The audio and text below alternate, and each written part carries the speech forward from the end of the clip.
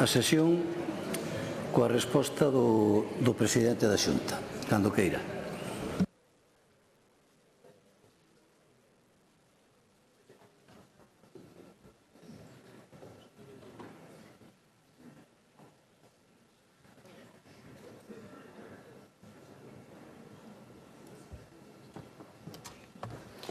Moitas gracias, presidente. Señorías, un saludo aos invitados que estaban na tribuna. Supoño que cambiarían algo, polo menos, respecto da mañán. A miña familia, especialmente, que está aí.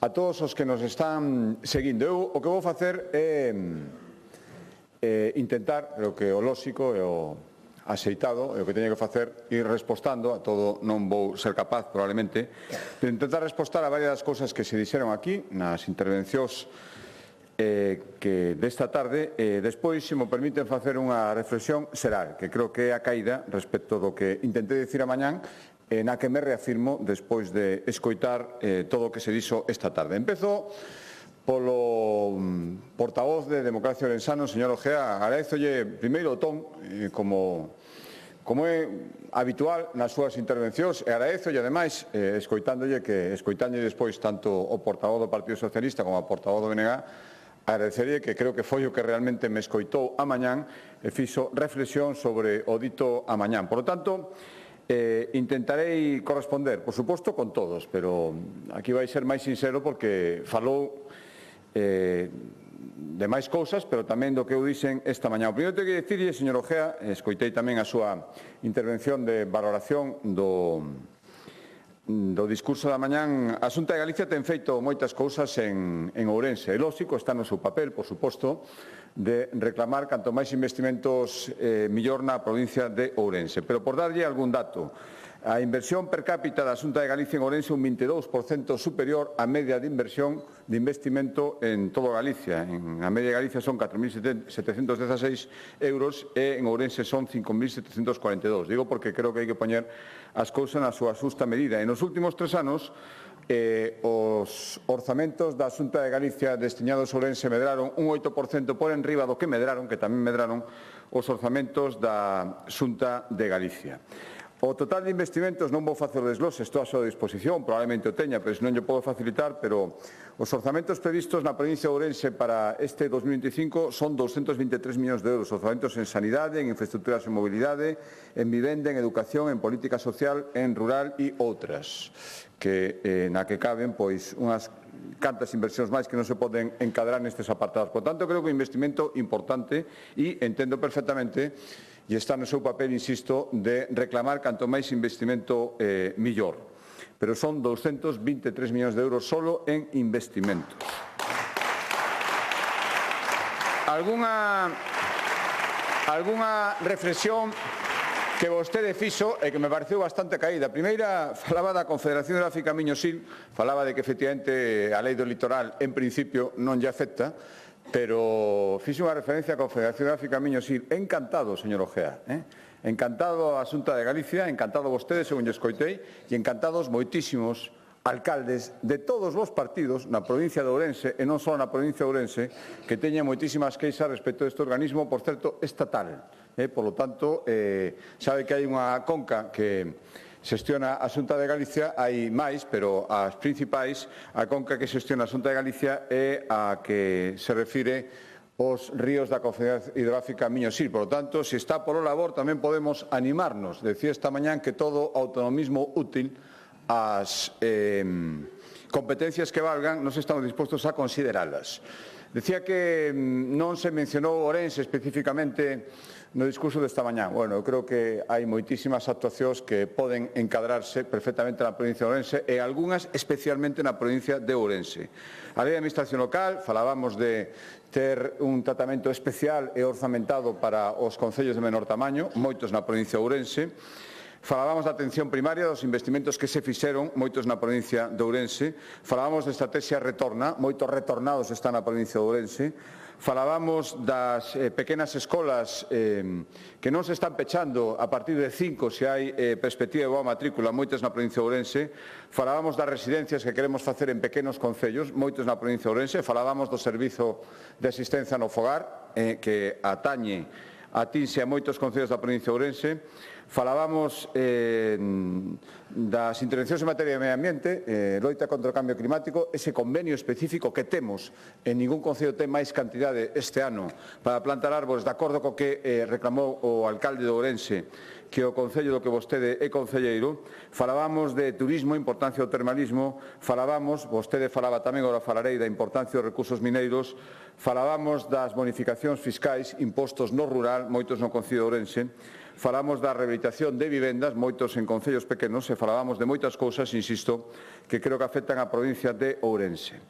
Decía vostede, decía ben, que se as cousas se auditan e se examinan e están ben, pois non tería ningún sentido en decir que poden ir para adiante. Falaba disto cando falaba do plan de industrialización. Lle digo unha cousa, se Altri ou calquer outra empresa estivera na provincia de Ourense e lle molestaros de sempre, en Ourense non se podría poñer. E vería vostede, claro, non está na provincia esta, haberá outras, e o mellor non ya teñe directamente, pero xa ten unha afección directa. Xa os que, sin coñecer absolutamente de nada, de que vai o proxecto de minería que se quere poñer en Ourense, xa están dicindo que non, que é un espolio, que é para esquilmar, e que para os amigos do non sei que, esa teoría de sempre, e entonces algo, eso sí, postos de traballo no rural, industrias no rural, e un despoboado rural, sí. Ahora sí, industrias, para que eso non pase, eso non. Esos son os que ten aí, señor Ojea.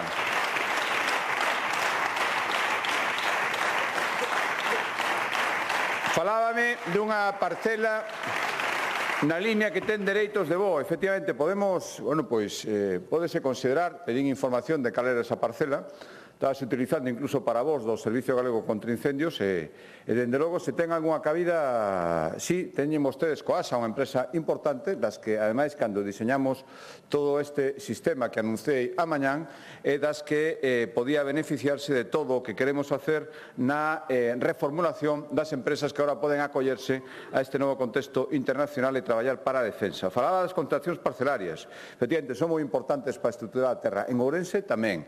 Por certo, aos polígonos agroforestais, esa nova fórmula que estamos impulsando, os dous que están máis no forno, a piques xa de ser unha realidade, están na provincia de Ourense. Falaba do bono peixe, bueno, tamén é para as peixerías en Ourense, que hai moitas e moi boas, non só é para os que pescan, tamén é para os que o venden, o digo para os que se rían doblemente, dos que os pescan e dos que o venden, dos dous. E falaba da Vía da Prata. Estou de acordo, ten menos peregrinos que outros camiños. Bueno, hai moitos factores, pero isto hai que correxilo, porque é un camiño precioso que coñezo ben, intentarei facelo este ano. Tamén que no que a Xunta de Galicia este investindo cantidades importantes en esa estrategia de diversificación que temos, queremos que sigan vindo peregrinos, pero que tamén que coñezan outros sitios de Galicia, que utilicen outras rutas, que estamos mantendo, que estamos tendo en perfecto estado. A Vía da Plata pareceme unha magnífica oportunidade, igual que o camiño de inverno, para que cada vez haxa máis peregrinos e iso cree riqueza, riqueza que crea ese tipo de turismo. Señor Besteiro, dúas cousas. Primeiro, mire, un respeto, tamén yo digo a señora Pontón, moito lle amolou esa conmemoración que fixemos hai unha semana. Leva unha semana falando dela. Cando alguén fai unha cousa porque está convencido e despois se sigue falando dela, eu primeiro teño que dar as gracias, porque efectivamente siguen recordando que fixemos un acto para que se soupera que o goberno galego, cos impostos de todos, cumpre os compromisos e está facendo cousas. Por lo tanto, moitas gracias por seguir falando. Pero pídolle un respeto para as persoas que ali falaron. Foron libremente, ninguén foi con a pistola. Non sei se vostedes fan esas cousas, nós non. E, por tanto, quen foi ali foi libremente a dar a cara, a agradecer, a decir que, gracias ao esforzo de todos os galegos, eles creían que as cousas estaban facendo ben. Iso é de valiente, segura de cinlles ali, que deran a cara, pero foron voluntariamente. Supoño que non lles está gustando absolutamente nada e que vostede non sería capaz de decirle a cara a esa xente que foron ali obrigados, que foi unha vergonza e que tuvo, non sei, as palabras que utilizou, que non quero utilizar eu non veño aquí a respostar, porque ademais aí sí que agotaría o tempo, decía os meus compañeros que intentaría non estender demasiado, respostar a todos os descalificativos que tuven que escoitar hoxe aquí. Só vou non facer en dúas ocasións. A primeira, non descalificativo, simplemente decirlle, señor Besteiro, que se vostede di que non, estou facendo tantas festas que o mellor fago unha festa ao día do meu santo. Eu non o celebro en agosto, celebro o 23 de xaneiro, día de San Ildefonso. O ano que ven cae en venres, está vostede invitado. O que non sei é se sendo venres o que está de festa será vostede, señor Besteiro. Eso hai que velo, eso hai que velo.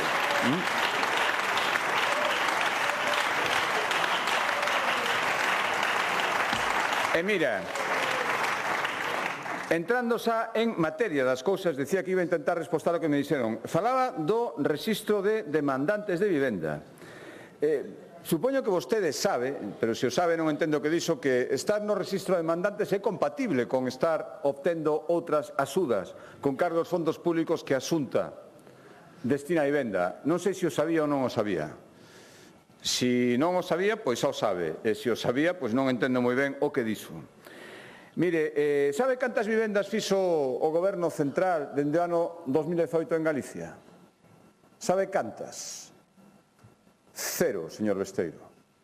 0. Si é competencia nosa, por que se reservan 400 millóns dos fondos Next Generation en vivenda para executar os celos e non nos lo dan a nós, señor Besteiro? Por que, entonces? Dígalle. E está moi ben que nos digan que é competencia nosa tendo un Ministerio de Vivenda, que forma parte dos 22, me parece que son ministerios que non sabemos ben a que se dedican. Efectivamente, podía ser nosa e executaríamos como executamos prácticamente o 100% dos fondos en vivenda, esa falacia que dicen vostedes. Mire, o orzamento, o nivel de execución do orzamento de vivenda do IGUS nos últimos anos é superior en 4 ou 5 puntos, non moitos máis. Era das poucas cousas que facía ben no bipartito medianamente ben respecto a nós. 5 puntos máis de execución media nestes últimos 5 anos do que tiñan vostedes. Por tanto, todas estas cousas que din, esas cifras que manipulan, teño que decir que en vivenda non é verdade. E o que ten que ver cos fondos europeos Next Generation, 100%, menos 2 millóns que imos convocar agora en axudas para a eficiencia enerxética dos edificios. Isto hai que dicilo porque é así. Digo porque isto o repite moito e non é verdade en absoluto. Sigo por orden na que vostede interviu, que fui tomando nota. Resulta que agora que somos a única comunidade autónoma que ten as tasas universitarias gratuitas, Adrián Barbón, presidente de Asturias, socialista, agora parece ser que o vai facer tamén, somos a única, eso ahora xa non é ningún logro, eso non vale para nada, e resulta que o problema é o desplazamento dos universitarios á universidade, por lo tanto, eso non ten ningún valor. Pois mire, señor Besteiro, se non ten ningún valor, dígalle a todas as familias, a todos os universitarios que este ano se aforraron de media 900 euros ao facer a matrícula, se iso ten valor ou non ten valor. Despois, dixo algunhas cousas, algunhas apuntáis, outras a non, que eu lle recomendo que teña mellor información. Sogama está penalizada pola Unión Europea. Xa nos dirá en que. Están no Ostián e o Barbanza. O sistema de Sogama non está, señor Besteiro, que lle fagan ben as notas, porque claro, despois de aquí estas cousas, eu tampouco quero facer máis sangue desto, pero de verdad que estes temas debería estudialos un pouco máis. Mire, celebro, polo menos, hoxe tivo un bon día. Hoxe que nos enteramos que proxectos industriais, por certo, máis de un, en Galicia, para crear postos de traballo, non van ter ningunha axuda pública do goberno socialista. Vostede o celebra, Vostede o celebra moi ben, pois supoño que estará contentísimo de que vayan 60 millóns a Puerto Llano, por exemplo, unha empresa que non ten ni siquiera declaración de impacto ambiental, que non está ni siquiera empezada. Eso é bo, non pasa nada. Sempre cando a Galicia non veña absolutamente nada. Eu que creí que non lle facía moito caso no Goberno Central, fanlle caso para as cousas que a Galicia non lle conveñen. Se vostede cree que eso é para celebrar, pois me parece fantástico. Despois non pida que veñan industrias a Galicia ou non pida que veñan industrias solventes. Resulta que ahora o problema principal, entón, canto vai dar a Xunta de Galicia? Mire, había unha oportunidade, dixemos desde o principio, a Xunta de Galicia non vai dar nada. Non vai dar nada. Había un montón de cartos que se van perder, que acaban de recibir unha sola industria máis de 60 millóns en Ciudad Real, e o líder dos socialistas de Galicia o celebra, sobre todo porque non veu nada para Galicia. Este é o señor Besteiro.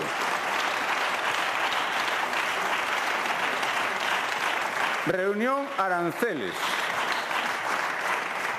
Acúsame vostede de estar desaparecido. Non vou tampouco facer aí, se tería moita facilidade para decir moitas cousas. Simplemente lle digo que o que fixemos foi seguir as recomendacións do propio Goberno Central, que nos pediu que primeiro houbera unha reunión que foi os xoves, tuvo a conselleira para ver como nos coordinábamos todos a nivel nacional e que despois tiveramos as nosas. Reunión xoves pola tarde, co Goberno Central, reunión con todo o mundo luns pola mañán, porque o venres non dá tempo a facela, señor Besteiro. Por lo tanto, se cree que estábamos dormidos, creo que hai outras... creo que non foi afortunado, eso sinceramente, creo que non é unha crítica que veña a conto para nada. A mocidade de marcha, isto é outro mantra que teñen, a señora Pontón tamén o dixo, saldo migratorio. Isto hai que, xa o dixemos máis veces, pero dá igual, isto é como execución do gasto en vivenda. Saldo migratorio, datos oficiais. Dende o ano 2009 entraron en Galicia 87.000 persoas máis das que saíron. Saen personas? Por suposto.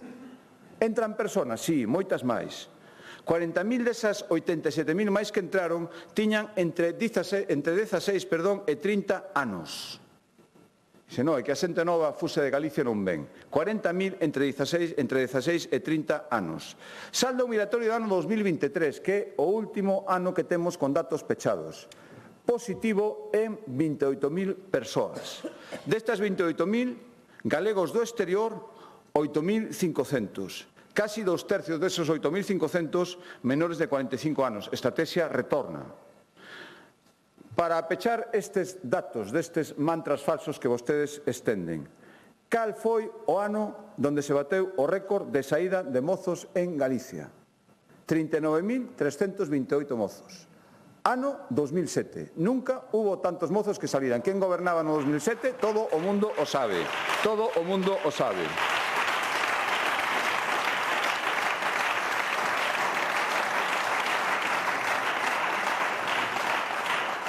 A Xunta paraliza eólica en Galicia. Usted non lee os periódicos, señor Besteiro, sinceramente. E se os lee, temos interpretacións completamente diferentes. Nos paralizamos eólica en Galicia. Nos, que recurrimos e ganamos ante o Supremo 4 sentencias seguidas precisamente por esta paralización. O problema, señor Besteiro, aquí, por certo, de vostede unhos datos de consumo renovable, mire, simplemente datos oficiais de Rede Eléctrica de España. A xeración renovable en Galicia aumentou un 8% e chegou ata 84,6% do consumo. Creo que son 50 puntos máis do que vostede dixo, do total de enerxía eléctrica que se consume en Galicia. Insisto, datos de Red Eléctrica. Se quere o desglose por hidráulica e eólica, ciclo combinado, tamén o teño. O problema aquí non é a produción, mentre nos deixen facelo. O problema é a conexión eléctrica. Eu lle dixen a diferentes responsables socialistas nos ministerios que este é un problema enorme, porque isto non o din tamén os emprendedores que queren montar industrias e nada fixeron e parece ser que nada van a facer, por lo menos en Galicia. Xa veremos estas industrias as que están dando cartos e tamén lle van a dar a conexión eléctrica en detrimento da capacidade que tiña que ir a Galicia. Espero que Galicia se eficaz para decir que eso non o poden facer. Di tamén que paralizamos eólica mariña, pero non sabe vostede que estamos todos os días dicindo ao Ministerio que ten que darlle para adiantes a esos temas. Por suposto, os do non están de acordo. Paralizamos o hidróxeno. Si resulta que os proxectos galegos que se presentaron aos PERTES de hidróxeno non lles dan prácticamente cartos. Si resulta que tivemos que buscarnos a vida nos mesmos para non quedarnos illados. Eu comentaba esta mañán 2 gasoductos no futuro, hidroductos que nos conectarían con Europa e os diferentes ministerios mirando para outro lado porque Galicia aquí non é importante. Díxome tamén que teño que visitar o meu amigo Milei para falarlle dos dereitos de pesca nos quere quitar. Eu non sei se sabe vostede que eu estuve en Argentina, nos caladeiros, nos lugares onde traballan as empresas galegas precisamente por isto. E xa, a partir de aí que teño que falar con meu amigo Milei para que un día, tomando un café, me o explica, porque non yo sigo, sinceramente. Son destas cousas que eu intentei entender o que me quere decir, pero ás veces é difícil, señor Besteiro. Financiamento. Vou a facer unha pregunta. Os 4.000 millóns de euros que, según vostede dixo aquí, en sede parlamentaria, os que estamos renunciando, vounos poder gastar en hospitais, en dependencia, en servicios sociais, en escolas, ainda non me dixo nada diso. Xa lle dixen, sí, se os podemos gastar, mañán mismo imos a Madrid, os dous, a decir que o que faga falta, señor Besteiro. Vostede foi o que dixo aquí, que eran 4.000 millóns para gastar libremente, sabendo que non é verdade, ou o mellor non o sabía, se enterou despois. Pero é mentira, señor Besteiro. Non se pode facer, é un negocio ruinoso para Galicia. Eu dicía esta mañán, 600 millóns de euros máis de débeda, 223 por galego. Me di que eu non quero nin a condenación nin un novo modelo de financiamento, pero si é o que quero exactamente, un novo modelo de financiamento. O que estou dicindo sempre é que se nos dan un modelo de financiamento, incluso acepto a condonación. O malo é que queren condenación e modelo de financiamento non. E Galicia non quere asumir a deuda das comunidades apalancadas, as que sosteñen a vostedes no goberno, o que quere son como mínimo 500 millóns de euros ao ano. E isto estamos dicindo todos os días. A ver se entera vostede o transmiten. Esta é boa, señor Besteiro. Resulta que a AP9 non é gratuita por culpa de José María Aznar. Isto quen o di? O señor Besteiro, o 23 de abril que está aquí no DEA, isto que yo digo, o señor Besteiro que estuvo comigo no debate electoral na Galega, na campaña de hai un ano, o que dixo que iba a ser gratuita a P9. Claro, o señor Besteiro do futuro que fale co señor Besteiro do pasado e que se poñan de acordo. Señor Besteiro, ou que recoñeza que naquel momento foi unha cousa que dixo alegremente porque vostede sabía de sobra que o de ser presidente o tiña bastante complicado. E, por certo, autoestradas, di que tomemos exemplo do que fixeron vostedes por fin, despois de tomarlle o pelo o Bloque durante moitísimo tempo, porque isto das bonificacións estaba feito hai un montón de tempo, por fin foi verdade, e o celebramos. Cando hai alguna cousa boa, nos a recoñecemos, non temos ningún problema. Bonificacións que tardaron anos, e, señora Pontoño, prometeron hai anos e estuveron toreando, e vostedes calados, esa mansedumbre que teñen en Madrid frente á bravura que teñen aquí, un montón de anos para darlla. E ao final, sabe que pasa, señor Besteiro? Sabe que pasa, señora Pontón? Que con todas as bonificacións que venderon ao bombo e platillo, siguen sendo de medio un 6% máis caro que as estradas autonómicas. E iso é unha realidade que teñen que saber.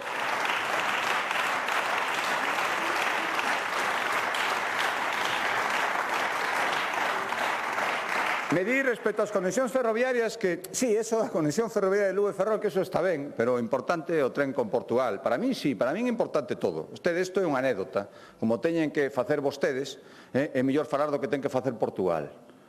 Mire, eu digo que Portugal está cumprindo porque o que quero é espolear o meu goberno, que tamén é o meu goberno, e que faga o que ten que facer, que non fixo absolutamente nada. Portugal por non está licitando, e poderán sair máis ou menos ben as licitacións, pero está licitando, e iso quere dicir que hai consignacións.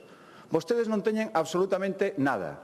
Entón, hai que falar de Portugal e decir que eso de Lugo e Ferrol, home, non ten tanta importancia. E, por certo, vou dicir unha cousa, que un representante de Pedro Sánchez, do Ministerio de Fomento, porque é o que vostede, un delegado dos ministerios en Madrid para moitas cousas, fale do tren, sin poñerse vermello, despois do espectáculo que estamos vendo, que non se poden reservar billetes máis alá duns días, que son carísimos, que todas as frecuencias, os trenes que nos prometeron é mentira, señor Besteiro, debería ser un pouco máis prudente. Sabe que creo? Que aquel día que en plena campaña electoral, o faltaba moi pouco para empezar, vostede veu co ministro Puente e lle deu un bico tren, desde ese día agafouno todo, señor Besteiro, directamente, e a partir de aí está pasando o que está pasando. Esa foto do señor Besteiro e os Reyes Magos dándolle un bico a un Albia, ao final non saleu moi ben, señor Besteiro. Ojalá salira ben e dixera, bueno, pois mire, estuvo ben e foi un acicate, pero foi todo o contrario. Sanidade. Me di que o problema é que hai médicos por aí, un montón de médicos de personal sanitario, e que nós, como que queremos é que ter moitas críticas en sanidade, e queremos aforrar tendo o orzamento récord en sanidade. Levamos moitos anos así, pero este ano especialmente, pois que eses médicos que están por aí deixando que lles contratemos, nós decimos que non é que vayan a outro sitio. Señor Besteiro, vostede ou non se entera, ou lle dan os datos mal, ou non entendo nada. Eu volvo a decir aquí, calquera médico de bastantes especialidades, especialmente de primaria, que teña a habilitación para poder traballar en Galicia, que veña, que traballará sin ningún problema. Que veña, que traballará sin ningún problema.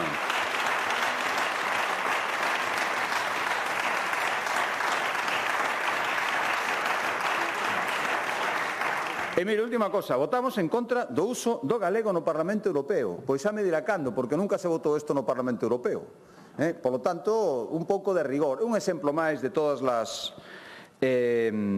datos que creo que lle pasa mal, porque non non ten especialmente, non creo que faga a propósito, digo eu, vamos, pola conta que lle trae.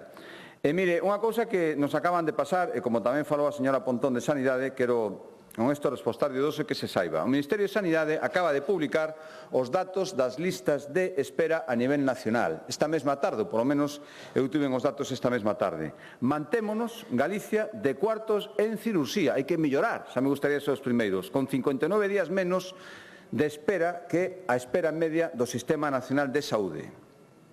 E melloramos moito en consultas porque pasamos de quintos a terceiros con 61 días de demora media menos que o Sistema Nacional de Saúde. O WhatsApp que me mandaron acaba dicindo estamos moi contentos. Me gustaría que vostede dixeran o mesmo, xa sei que non va a decir, pero nós estamos moi contentos, sinceramente, moi contentos.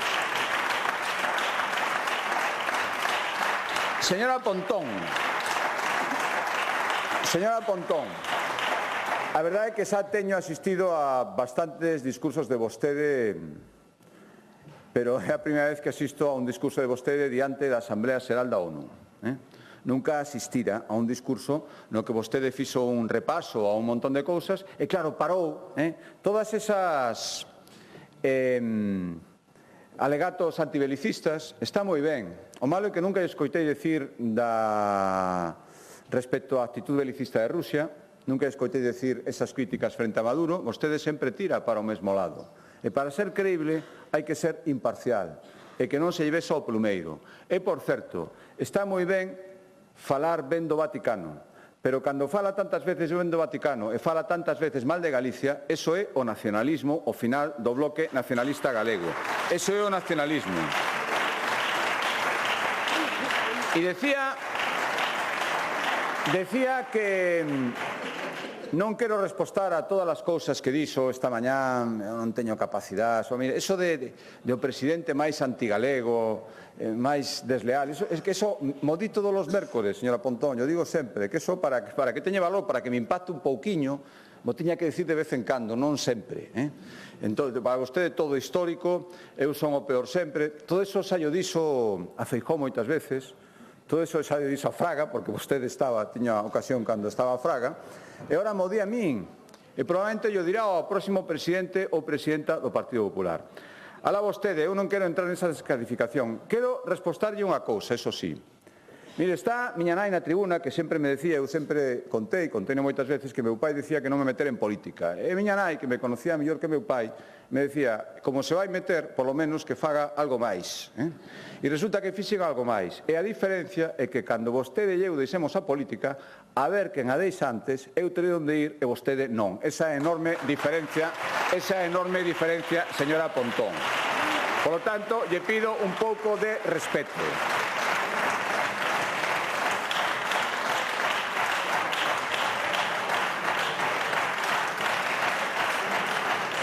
Non lle vale.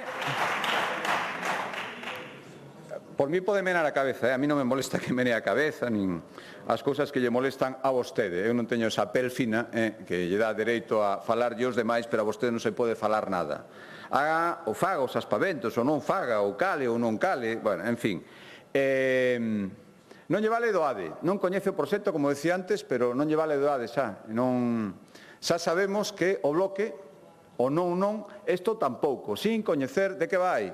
Señor Ojea, como lle decía, tome nota, dígalle aos veciños ourensáns que poden ver ali unha oportunidade de industrializar o rural nunha industria sostible, se non é sostible non autorizaremos, que o bloque xa dixo que de entrada, como tantas veces, que non. Ten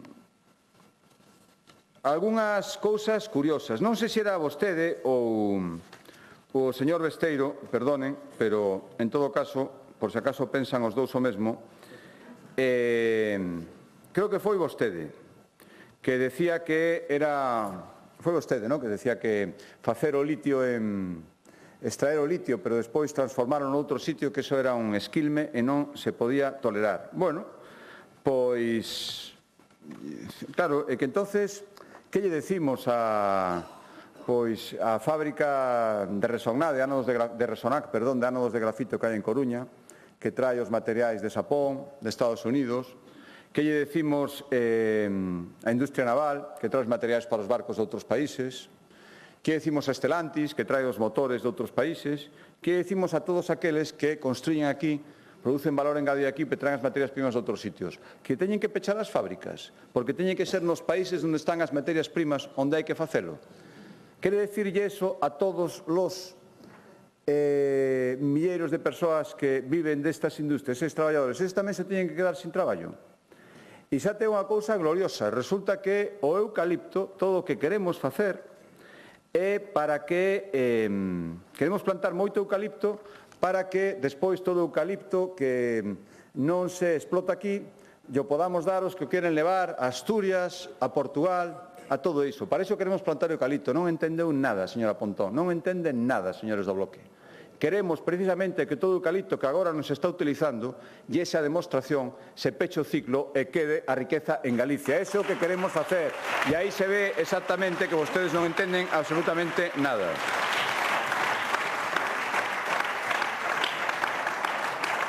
Dixo a frase máxica que explica perfectamente de que vai todo isto, como entenden. Non fai falta ser un experto para contradecir os expertos. É dicir que non teñen nin idea. Este é o resumo da filosofía que están levando vostedes. Se eres do Bloque, entendes de todo. E se hai un experto que levou toda a vida formándose, que ten un prestixio, non vale de nada. Porque frente a unha ideoloxía política, frente a un intento de utilización política, eses expertos non valen nada. Basta con ser do Bloque e levar 25 anos de diputada sin xestionar nada público para saber máis que calquer experto. A señora Pontón dixe. A señora Pontón dixe. Amigos das eléctricas, bueno, todos os seus mantras.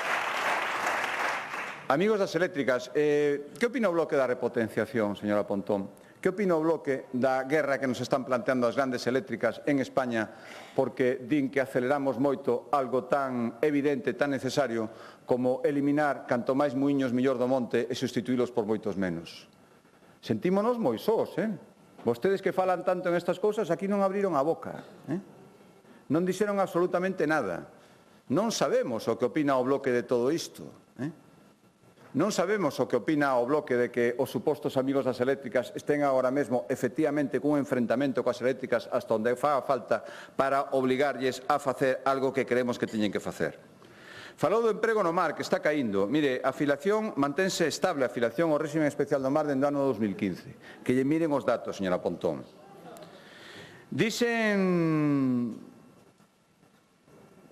esta mañán que os que nunca entendían nada iban a reírse, a tomarse broma a proposta do bono peixe. Gracias por acreditalo vostede hoxe tamén na intervención. E dixo algo moi curioso, que tome nota todo o mundo. Dixo que as políticas fiscais da Xunta para os ricos implicaron que deixáramos, datos do Consello de Contas, efectivamente, de recaudar nos últimos anos 2.300 millóns de euros. Sabe de onde salen eses 2.300 millóns de euros, señora Pontón? Das modificacións que lle metemos a xente nova, a xente que compra un coche de segunda man, a xente que vive no mar, a xente con unha discapacidade, a xente vulnerable a todo o mundo. Que saiba toda esa xente que se algún día goberna a señora Pontón, Dios non lo queira, esas bonificacións van a desaparecer, e que parecen criticables.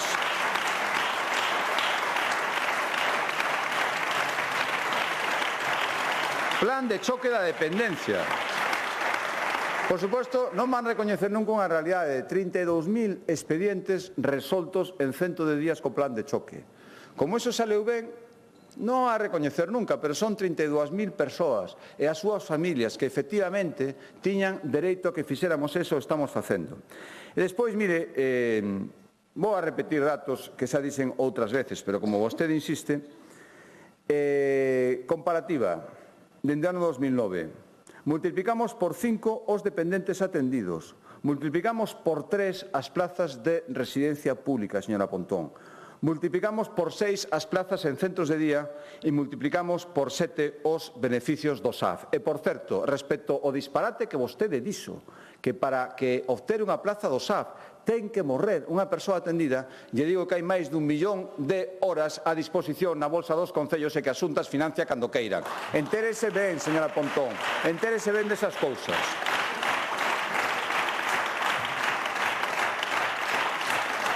Por suposto, como sacou todos os demos a pasear, faltoulle a señora Prado esta vez, sacou os demos familiares e nombrou, como sempre, os de sempre. Pois mira, esa empresa que vostede nomeou foi a mesma que contratou, entre outros, o Concello de Santiago cando vostedes o cogobernaban. Canto manda o señor Feijóo. Canto manda o señor Feijóo, señora Pontón. E así tantos exemplos que lle deixan a vostede moi en evidencia. Pacto polo galego, vou rematando porque tampouco dixo moitas cousas máis. O BNG tende a man, sempre, estilo BNG, sempre que se faga exactamente o que eles queren. Por certo, un respeto, resulta que o PP, todo o PP quere o monolingüismo. Un respeto aos centos de miles de persoas que son do BNG, son do PP e son galego falantes. Un mínimo respeto para todos eles, señora Pontón.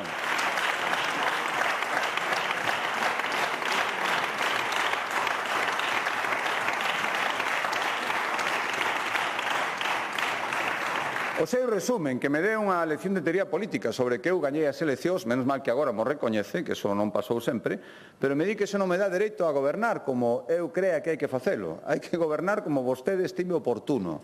Si o fago como gobernaría a señora Pontón, entonces sou un presidente da Xunta legítimo. Se o fago como creo que me pide a xente que me deu a confianza, entonces o que estou é traicionando o país. E son un presidente desleal. E esta é a filosofía da señora Pontón e despois estrena de levar 25 anos na oposición. E os que levará, señora Pontón, e os que levará. Mire, para rematar,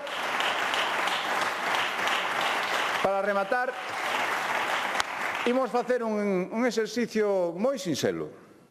Imos imaginar que esta mañán, cando eu comparecín aquí para o discurso da mañán, me tivera presentado aquí e dixera que levar 3 anos sin orzamentos non é malo, non é que non sexa malo, é que é bo, é que é moito mellor para dirixir un país, unha comunidade autónoma, neste caso, é moito mellor ter en conta as circunstancias, os datos, os números, dai máis de 1000 días que os actuais. Os actuais despistan. É moito mellor irnos a 3 anos antes e funcionar como se non houberan pasado máis de 1000 días. Que estarían dicindo vostedes, señor Besteiro, señora Pontón, se eu viñera aquí con esta teoría? Miren, ter un goberno que goberne, ao mellor a algúns se parece unha redundancia, pero tal como está o panorama, é algo moi relevante, é algo moi necesario. Vostedes intentan dar a entender que non pasa nada, pero sí que pasan, e pasan moitas cousas. E óreme de que isto en Galicia non o practiquemos, e que pensemos firmemente que gobernar é importante, para iso nos elixe a xente. Porque máis, cando non se gobernan as cousas traen a outras. Cando convirtes un goberno central, vou falar un poquinho do goberno central, señor Besteiro, vostede falou prácticamente a mitad da intervención para non querer falar de Pedro Sánchez, non sei cantas veces o nomeou. Pero, home, hai algunhas cousas que nos influyen, hai que decir. Cando converten un goberno como goberno central nunha oficina electoral, que aquí non nos mandaron un ministro porque ni siquiera o teñen. Hai unha vicepresidenta que por aquí non ven moito porque, home, saludar os diputados seus aquí no Parlamento Autonómico non iba a poder. Xa sei que non é súa, pero o sostén no goberno. Pero campaña electoral fana igual. E pasa o que pasa, hai exemplos de sobra. Levamos 2 meses despois de terme entrevistado co ministro do Interior e pedirme un tempo frente á situación que lle plantexei da falta de efectivos na Policía Autonómica, pedirme un tempo e seguimos esperando, casi 3 meses despois. Pasa que levamos casi 30 prórrogas, gracias a vostedes, na transferencia da AP9, porque non hai quen se ocupe. Pasa que tivemos que esperar casi un ano, contaba esta mañán, para ter a transferencia do litoral despois da sentencia do Constitucional.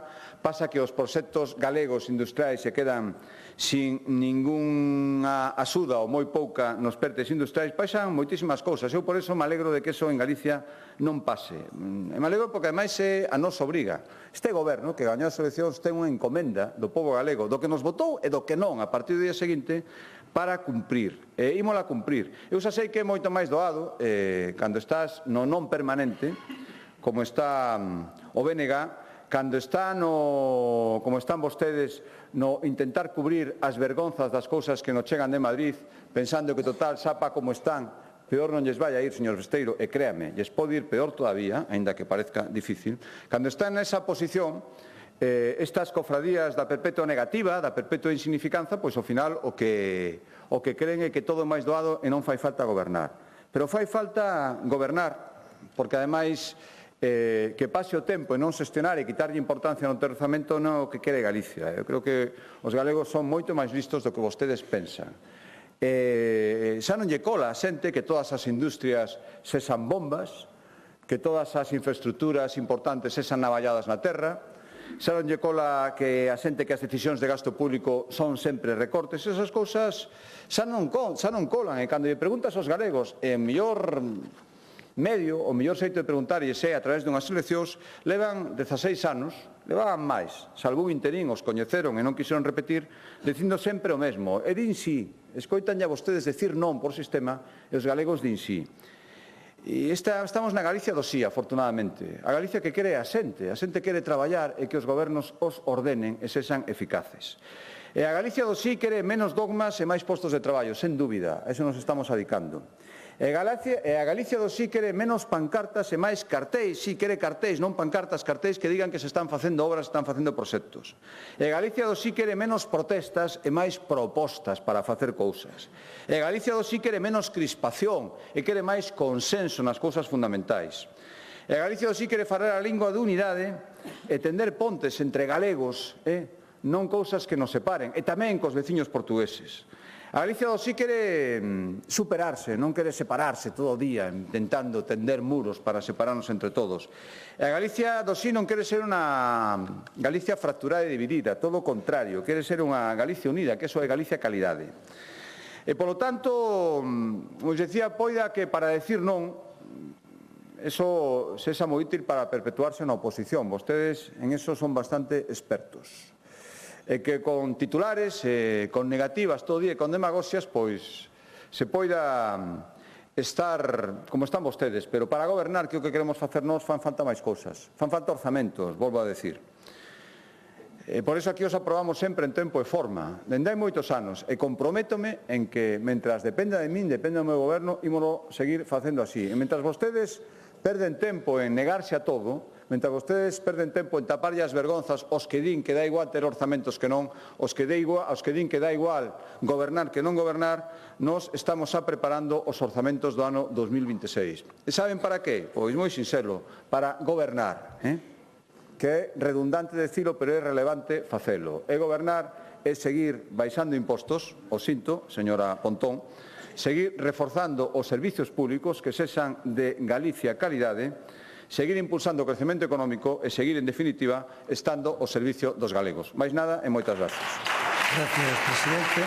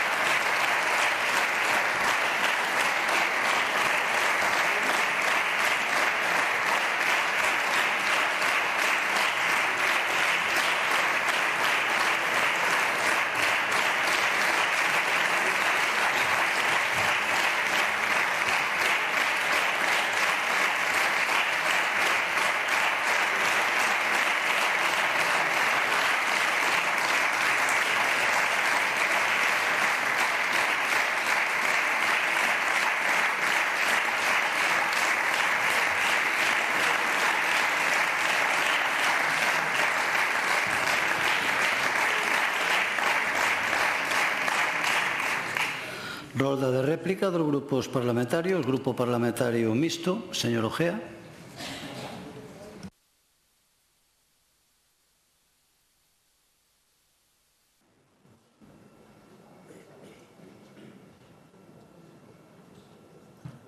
Gracias, presidente. Acabo de comprobar con a aplicación no móvil a cadencia dos aplausos do Partido Popular e non falla, son 165 BPM sempre, teño no calculado. Bueno, é verdade, comprobei, non?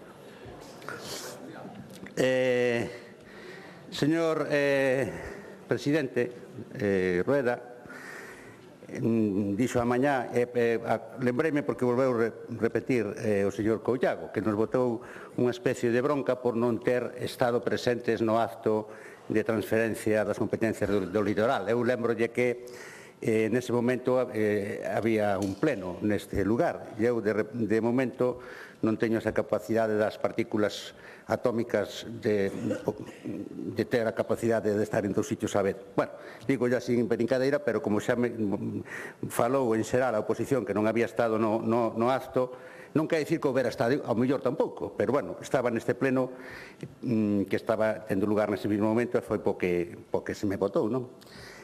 Falou, por exemplo, xa pola mañá, que algunhas cousas quedáronse sin comentar na miña primeira intervención por un motivo obvio. Vostede falou a mañá durante 1 hora 45 minutos e nós tiñamos 45, entonces é difícil tratar todo o tema coa mitad do tempo, non? Entón falou de que volvemos a repetir agora do gran aumento nos investimentos en sanidade. Pero non deben acertar moito, porque ainda hoxe vin na prensa que teñen que facer modificacións de crédito para pagar salarios de médicos e para pagar medicamentos. Entonces, incrementarán a inversión en sanidade, pero está claro que non calculan ben e que non é suficiente, non? Porque cando se ven obligados a facer modificacións de crédito, pois é por eso, non? E tamén falou das infraestructuras sanitarias e eu lembrolle, que xa se leva falado bastante, pero lembrolle de que en Ourense os hospitales, falando así de xeito rápido, os hospitales estánse caendo a cachos, concretamente un hospital do que xa levamos falado. Entonces, no caso concreto de Ourense, esas infraestructuras sanitarias están nun estado pois que é moi mellorable e tense que arranxar eso.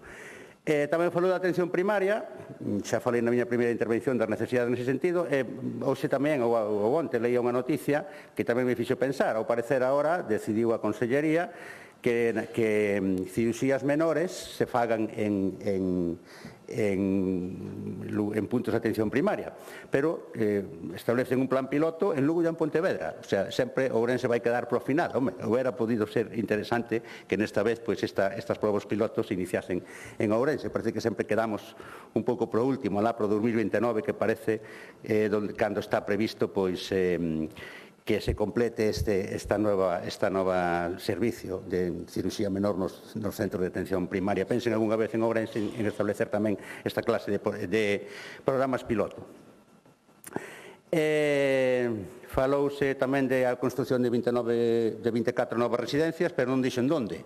Entonces, eu tamén estaremos pendientes a ver se estas novas residencias, que están sendo moi necesarias en moitos puntos da provincia de Ourense, pois destas 24 que se anuncian, pois un número significativo, pois tamén o temos na nosa provincia e que non se vaya na súa práctica totalidade para outras provincias, non? Falou tamén de obras de vías de alta prestación e nombrou varias, Brión e non sei cuantas máis, pero non nombrou ningunha na provincia de Ourense. Entón, eu aproveito para lembrarlle, xa que falamos da vertebración territorial e de todas as ventaxas para a economía que ten as boas comunicacións, a necesidade da autovía, de completar a autovía AG31, que de momento só chega hasta Zolanova, e que é importante que chegue hasta a fronteira de Lindoso con Portugal, para vertebrar toda a baixa limia da provincia de Ourense. Esa autovía, a completar esa autovía, que é de titularidade autonómica, é unha demanda de moitos anos e que está sendo moi necesaria. Temos aquí un antigo alcalde de Celanova que seguro que está de acordo comigo na gran necesidade de completar esa autovía, o tramo que vai de Celanova a Portugal, o AG31. E logo, claro, faloume agora nesta segunda intervención de un manido argumento, a inversión per cápita en Ourense. Xa lles teño dito que se Ourense está moi despoboada por os motivos que decimos de falta de inversións nesa provincia, o lóxico é que a inversión per cápita medre. Canta menos xente haxa, máis por pequena que sea a inversión, pois desde o punto de vista per cápita, claro que aumenta. Dixo que ao Concello de Ourense aportará unha serie de árboles, desde logo son moitos menores dos que pedimos e seguiremos pedindo. É importante para a climatoloxía da cidade de Ourense, que, como saben, é unha das provincias, a cidade das provincias máis calurosas do país, de España, pois a forma de combatir eso son os árbores. É insuficiente a cantidad de árboles que precisamente o outro día estuveron co alcalde reunidos, pero lóxicamente manterémonos na demanda deses 10.000 que necesitamos para cambiar para mellor a climatoloxía da cidade. Pero tamén fan moita falta en moitos outros sitios, non solamente na cidade de Ourense. Hai unha obra de Castelao, non sei se teñen oído falar dela, chamase Sempre en Galiza, e nunho dos fragmentos fala da importancia dos árboles para un país, non? Falou tamén de uns centros de información móviles para a muller, pois ao mellor o que fan falta son máis centros de información fixos e non móviles, non? Falou da necesidade de cuidar o noso monte, eu aquí lembraríalle a plaga moi especialmente incidente na comarca do Ribeiro, na provincia de Ourense, e noutras a plaga das mimosas, que está afectando moi negativamente a calidade do monte. É unha planta invasora, as mimosas, é unha plaga, é unha peste ecolóxica. Había xa fai anos un plan que debe estar por algún queixón de alguna consellería, un plan para erradicalas a 50 anos, non se ainda estaba, lóxicamente, Feixóo no goberno. Non sei se non xa igual xa non sería de... Eu digo Feixóo porque aplico a fonética galega, non? Eu eso vexo así, non... O galego ten un sistema fonético que é o que é. Entón, bueno, non sei ao mellor hasta ainda estaba Fraga, non me fago agora conta, pero ese plan de erradicación das mimosas pois está en algún sitio, ou se pode recuperar ou poñer outra marcha. Está afectando moi negativamente, en especial pois a todo o ecosistema do Ribeiro. Se un monte galego estuvese pois con un equilibrio ecolóxico axeitado, non habería os problemas que hai con Xabarís, que é outro problema que tamén temos, digamos, do medio ambiente. Falouse do galego, vaise seguir falando moitísimo desto, pero gostaria de apuntar unha idea. Eu penso que os periódicos que reciben subvencións públicas, porque se autofinanciasen con seus recursos privados, que escribiran na lingua que quixeran. Pero se está financiando algúns periódicos con fortes cantidades de diñeiro público, o menos que se lle podía exixir era que escribisen unha parte, polo menos significativa, dos seus artigos e das súas noticias en galego. E, polo menos, cando se falase de noticias do que está pasando aquí. Porque a mí resulta-me realmente curioso que certos periódicos, aquí que falamos habitualmente galego nas nosas intervencións, pois que despois a noticia inteira sale en castelán, mesmo que o que dice a señora Pontón ou o señor Bará, que falan un galego pois deliberadamente cuidado, pois que salga, e os demais tamén, lóxicamente, que salga traducido ao castelán. Porque vostedes saben que a traducción nunca é perfecta. O sea, que eu, por exemplo, a min teñeme traducido de xeito literal algunhas expresións que as digo en galego e traducenlas literalmente ao castelán, e vostedes saben que hai unha pérdida de sentido e de significado. Lembrarán, por exemplo, que o señor Curros Enríquez foi denunciado por un obispo a final do século XIX por a publicación de Airiños da Terra. E lembrarán que aquel obispo que procedía de Burgos denunciouno por blasfemias e por outras cuestións, porque traducía literalmente do galego ao castelán. E as expresións aquelas que aparecían en Airiños da miña terra de Curros Enríquez non conservan o sentido ao traducido ao castelán. O señor Saco Iarce foi capaz de defender, e como era un clérigo tamén, e ademais sabía do tema, foi capaz de defender a Curros Enríquez e foi absolto. Pero o problema da traducción é o que ten, que non... Entón, como mínimo, as noticias referidas a este Parlamento, unha vez que estamos falando galego, en periódicos que encima reciben cartos públicos, pois deberían estar esas noticias redactadas en galego e, desde logo, as intervencións que facemos aquí, para que non houbera esa pérdida de sentido. Unha vez que se subvenciona, pois o menos que se lle podería pedir a eses periódicos, non vou poñer nomes, porque eu creo que tampouco fai falta. Bueno, xa que aquí o señor Pazos Couñago hoxe descubrimos as súas capacidades de lexicógrafo, pois vou recordar aquí a un lexicógrafo de Ourense, todavía entre nós, que é o señor Isaac Alonso Estraviz, pero que nas iniciativas que registraremos mañá solicitaremos a medalla de Galicia por o traballo inxente que leva feito a favor do galego e ao mesmo tempo recoñecer esa labor e dar un referente á sociedade e á xente para que queira e que fale galego motu propio, sin ningún tipo de interpretación dunha imposición, non? E, bueno, como ese era o Día dos Libros, pois alguén dixo aquí de decir que se agasallan libros, eu diría, pois, efectivamente, que se agasallan libros, e, ademais, o mellor, nun día como ese en galego. O Concello de Ourense tuvo varias iniciativas e sigue estendo nese sentido. Eu diría de regalar un libro en galego non solamente aos adultos, sino tamén aos nenos. Porque a lectura, dicía alguén de xeito, digamos, humorístico, que era unha enfermedade pediátrica. Ou se colle de pequeno ou de neno xa non se colle, dicía desde logo en plan humorístico, pero unha enfermedade pediátrica. Hai que collela de neno, de adulto é difícil. Entonces, bueno, a regalar tamén un libro en galego aos nenos. Nada máis, gracias. Gracias, señor Ojea. Moi ben, un aplauso, hombre, pero que nunca, sí, soy histórico,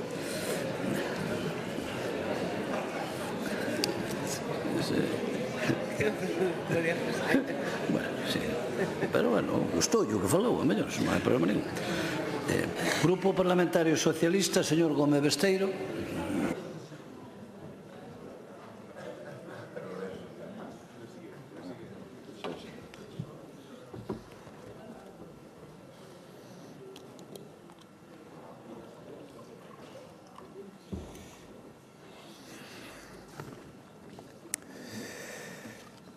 Boas tardes de novo, señor presidente. Señor Rueda, eu falei na miña intervención, non vou entrar en algunhas disquisicións das que fixo, porque creo que non conducen a nada.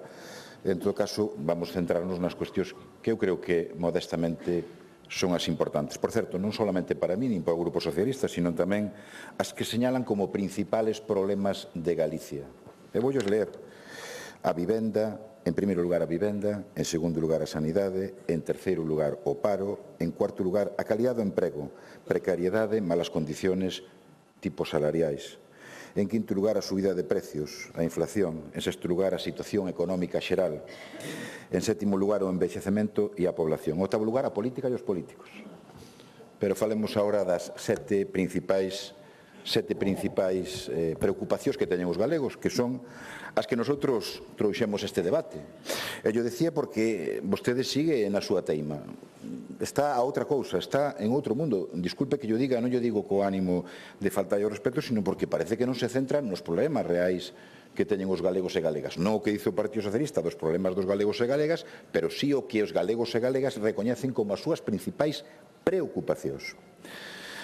E trouxenlle a este debate propostas que vostede, por suposto, nin fixo mención a elas, nin para cuestionalas, nin para discutilas, para nada. Como se non existiran. Como se o problema non existira. Como se o problema da vivenda se resolverá de repente construindo a non sei cantos anos vista, pois 4.000, que é igual, 4.000, 5.000, 6.000, 8.000, hoxe son 8.000, eu creo que do ano que ven van a ser 12.000. Pero hoxe non as temos. Esa era a cuestión da que se discutía ahora. É como somos capaces de artellar medidas que nos permitan solventar este problema de acceso á vivenda, sobre todo que sufre a mocidade no noso país. E nos puxemos en riba da mesa. Oiga, porque non contemplamos a posibilidade dun banco público de aluguer que permita poñer a disposición máis de 5.000 vivendas en Galicia, con unha disposición de cartos onde a Administración galega actúa como garante para os arrendatarios e como garante tamén para os propios arrendadores. A seguridade do contrato de arrendamento garantizado por unha administración pública, pola Xunta de Galicia. Puxemos en riba da mesa un programa de primeira oportunidade para mozos e para mozas. Un programa aberto a mozos e mozas que teñan esa primeira oportunidade dese emprego mozo. Tampouco lle prestou atención, non é necesario.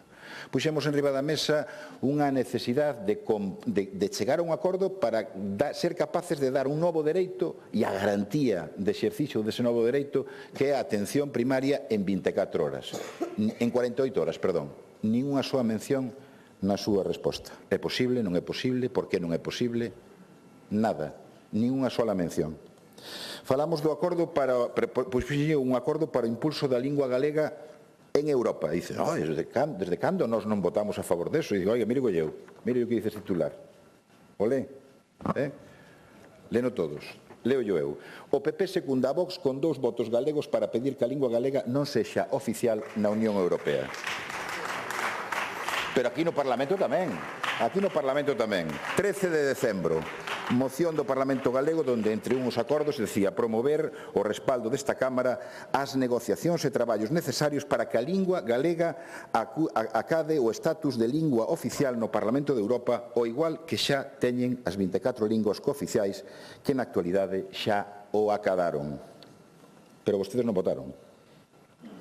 Propuxémoslle un acordo para acollerse a condonación da deuda. E aquí sí que eu quero facer mención de que estou facendo un esforzo para intentar entendelo. Resulta que o planteamento é que se condona a débeda a todas as comunidades autónomas, en diferente proporción, e atención, como temos discutido aquí, á población axustada. Entón, vostede dice, no, que non nos interesa, porque, bueno, isto xa para explicar que cando che perdonan a débeda que non che interesa, é difícil que o entenda a xente de aí de fora. Pero, bueno, eu sigo facendo un proceso de introspección lóxica do que di vostede. Digo eu, dinlle voltas, non encontraba a solución, dixen, únicamente que este home estuvera pensando en non pagala. Porque claro, se está pensando en non pagala, entendo o seu razonamiento. Pero se está pensando en pagala, se destina cartos para amortizar o capital e os intereses durante todos os orzamentos, que eu recordo este ano tamén hai unha partida para iso, a verdade é que é difícil de entender. Sin embargo, utiliza un novo concepto que é mutualización da débeda. Eso sírvenos para Europa, pero non sirve para España. Isto tamén hai que explicarlo fora, O concepto de mutualización de deuda vale para Europa, pero non vale para España. Bueno, eu creo que, xa yo dixe unha vez, creo que se equivocan, porque a xente fora non entende que se che perdonan a débeda, non sexa bon para un. Pero bueno, alá vostedes. Veremos, porque eu xa lle digo que moitas comunidades autónomas van solicitar esa condonación da débeda. Xa veremos que é o que fai Galicia no futuro. Falamos de manter un discurso coherente en relación cas autoestradas.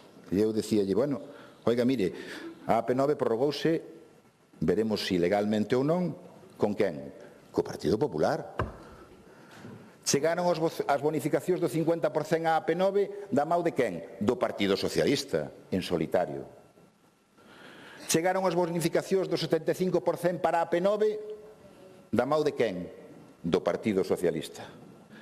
Que votou o PP sobre as bonificacións da AP9? En contra. Votaron en contra nas Cortes Xerais.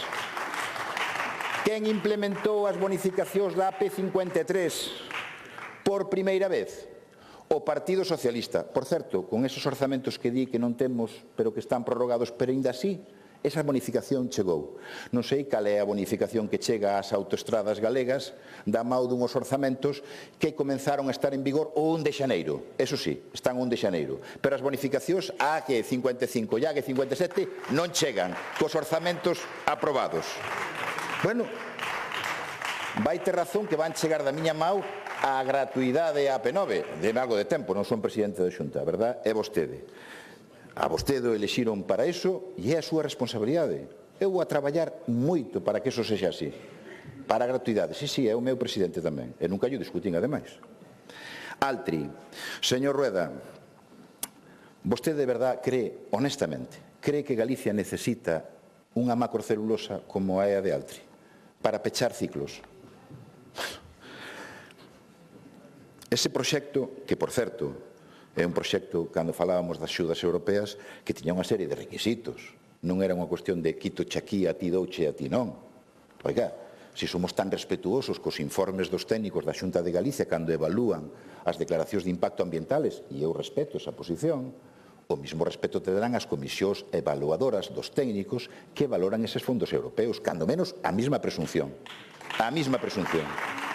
Pero claro, é que en relación con eso se valora non solamente, como apuntaba alguén desta Cámara, de que solamente se valora o tempo de a fecha de execución dese proxecto. Hai que valoranse moitas máis cousas. Valoranse aspectos medioambientais, valorase a viabilidade do proxecto industrial, valorase a non utilización de combustibles fósiles no proceso de produción, valóranse a reducción das emisións de CO2 no proceso en relación ca tecnoloxía actual e con outros procesos industriales similares, analízase a viabilidade técnica e económica, todo eso avalíase nos PERTES. E, por certo, todos esos criterios xa estaban cando se puxeron en marcha os PERTES, neste caso o PERTE de descarbonización.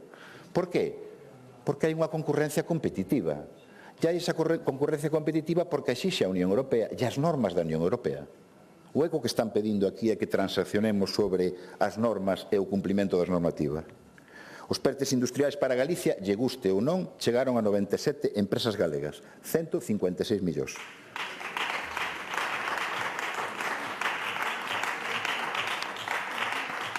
Igualdade. A súa proposta, hoxe, en termos de igualdade, foi un fin móvil. Hai un ano xa o propuxeron vostedes, señor Rueda. Foi en febreiro do ano 2024. Fixo a señora Ribo, por entón, conselleira. O sea, a súa gran idea é prometer hoxe o que prometeron xa un ano e non cumpliron. Por certo, nunha campaña electoral na que se prometeron, por certo, moitas cousas, tamén é verdad que con uns orzamentos aprobados desde 1 de xaneiro. Cal é a confiabilidade que teñen vostedes? Residencias. Vostedes prometeron aquí centenares de prazas hoxe, 1.800, creo lembrar, en 24 centros de residencias. Ben, non sei se van a ser todas iguais, se van a ter 75 prazas todas ou non. Non me quedou claro se eran de menos de 50.000 ou menos de 5.000 os concellos. En todo caso, se vostedes cumpliran coa metade das prazas que prometeron nos últimos anos, xa teríamos casi todo o problema solucionado. Esa necesidade de 8.000 prazas xa a teríamos cuberta fai tempo.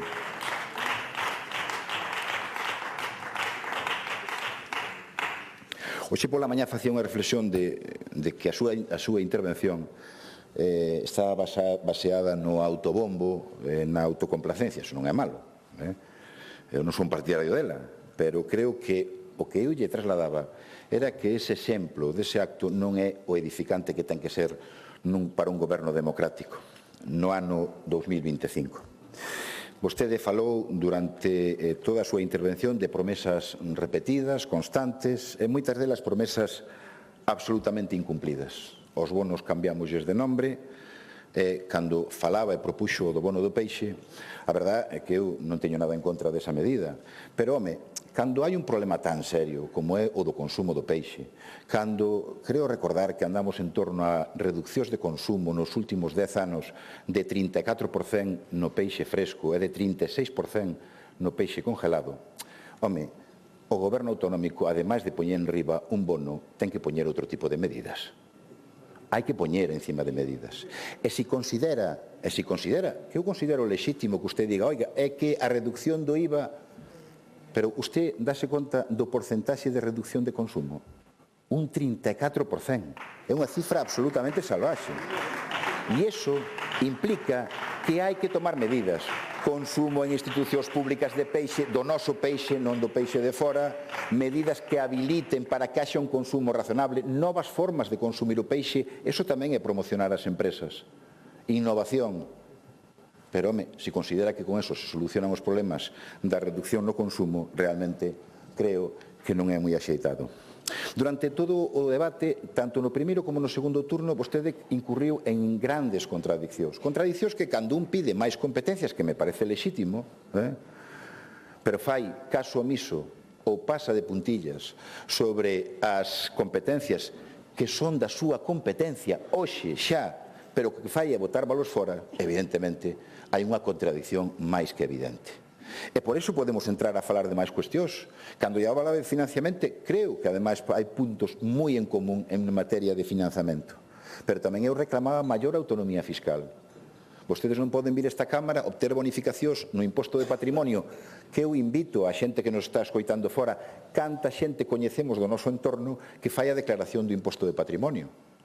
Bueno, eu non conozo moitos. Ao mellor hai xente que a fai non o coñece, pero a imensa maioría dos que coñezo eu, como lle pasará a moita xente, non fai a declaración do patrimonio. Pero, sin embargo, aquí en Galicia hai 225 millóns que se van a esas bonificacións. A onde se van, señor Rueda? Os patrimonios máis poderosos. E iso creo que, evidentemente, somete a unha crítica que, evidentemente, a deixa a vostede espido nese sentido. 225 millóns son as bonificacións de imposto de patrimonio. Eu non a fixen.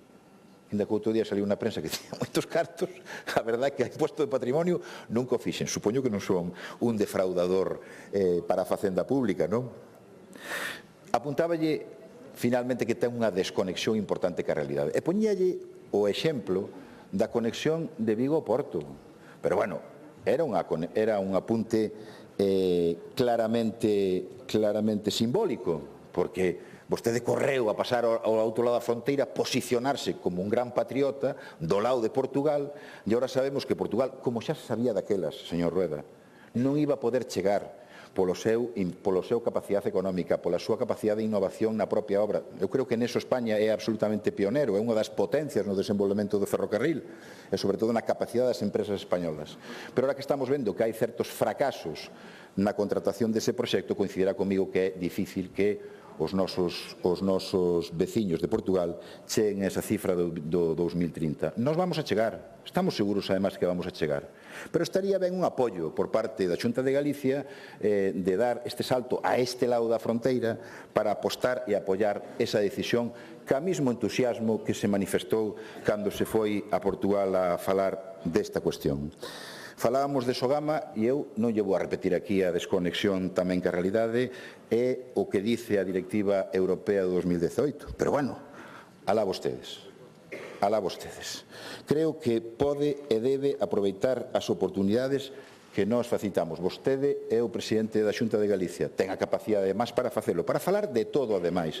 Para falar de autogoberno, para falar de competencias, para falar de todas aquelas cousas que melloran a vida das persoas. Pero que non podemos facer, señor Rueda, é ignorar a realidade. Mirar para outro lado. Senón que o que temos que facer é enfrontar os problemas que realmente teñen os galegos e galegas e ver como nós, entre todos, eu faría, a pesar dunha maioría absoluta, somos capaces de unir a este país nas cousas que creemos que nos deben unir, no autogoberno, no financiamento, na aposta, como lle decía antes, non pola industria sí ou industria non, sino que tipo de industria sí ou que tipo de industria non. En todo caso, creo que nese camiño nos vai a topar a máis xente da que vostede cree. Eu animo a que o faga. Gracias.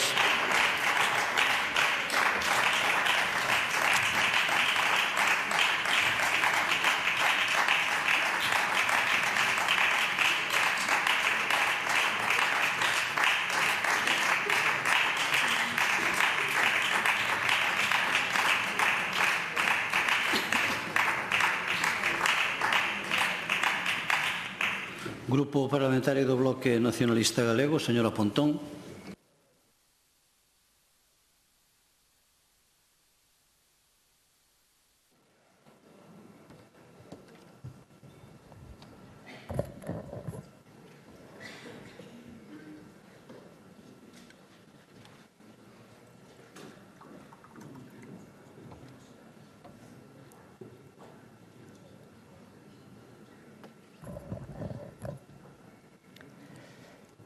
Señorías, señor Rueda, teño que decirlles que me alegro moitísimo de que este pleno sexa un pleno que os galegos e as galegas poden ver a través da TVG.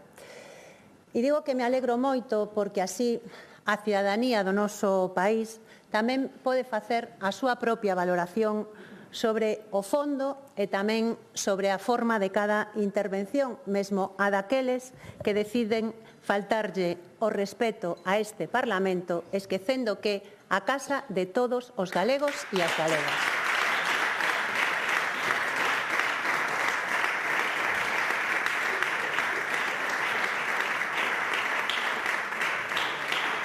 Decíalles na miña primeira intervención que o Partido Popular quere facer deste Parlamento un lugar de crispación, onde non falemos da xente, con un debate que eu, honestamente, creo que avergoña a quen cree que a representación política é o máximo orgullo que podemos ter porque estamos servindo a xente do noso país. Desde logo, se vostedes queren degradar así o Parlamento, é a súa elección. Pero xa lles digo que na política da Lameira nunca me van a topar nin a min nin ao BNG. Por respeto á cidadanía.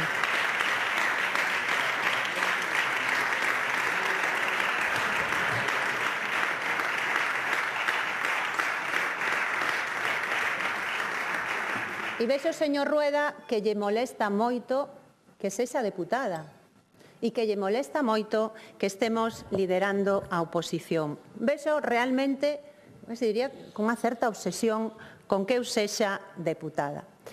Vostede xa era concelleiro en Pontevedra no ano 1996. Non pasa nada, é estupendo. Se eres un home e é do Partido Popular e levas 30 anos en política subido ao coche oficial, iso é experiencia. Pero se eres muller e eres do BNG, iso é un demérito para o señor Rueda. ¿Sabe que é isto, señor Rueda? Machismo e clasismo. Machismo e clasismo.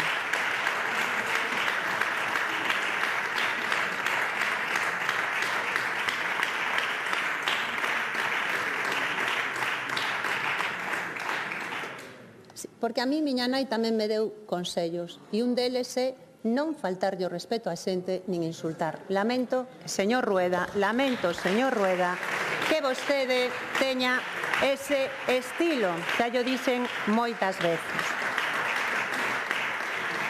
Díxonos vostede aquí que nos molestara que fixeran un acto o pasado martes. Bueno, moléstanos que se despilfarren os recursos públicos para facer un acto de autobombo. Pero o que nos indigna, señor Rueda, é que se use a dor e as necesidades das persoas para facer autobombo e propaganda.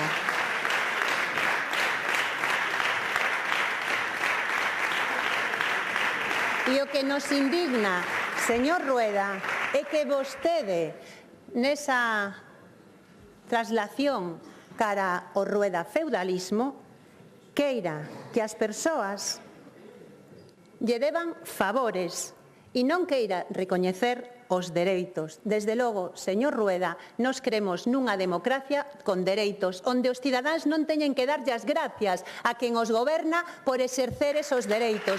O que ten que explicarlle á cidadanía é por que os incumple, señor Rueda.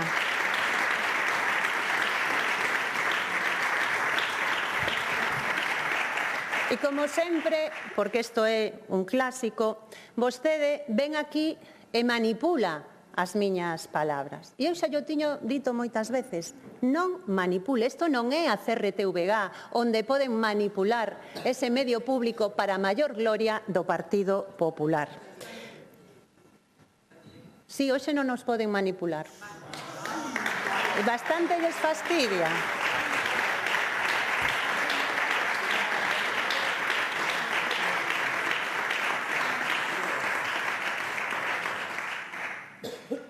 Mire, nós o que decimos é que vostede é un presidente desleal. Un presidente que está traicionando a Galiza, porque só un presidente desleal a Galiza podería estar encantado con que se explote o noso litio contaminando o noso país, pero que as baterías, en cambio, que se van a facer con ese litio, se vayan para Zaragoza, onde van a crear ali 4.000 empregos. O que non nos parece ben, señor Rueda, é ese modelo que se leva aplicando tantos anos do noso país, onde se extraen os nosos recursos, se fai aquí a parte máis gravosa e máis contaminante dos procesos, pero logo, donde se xeneran valor engadido, donde se xeneran empregos de calidade, é fora do noso país, pois esa non é a política que defendería un presidente leal con Galiza. Si vostede o quere defender, é a súa responsabilidade. E mire, que esa mina contamina non o digo eu, é que o dixo un informe da Confederación Hidrográfica do Miño, pero claro, a vostede os informes dos expertos só lle gustan, cando lle dan a razón, cando non, están mal. Esa é a política do señor Rueda.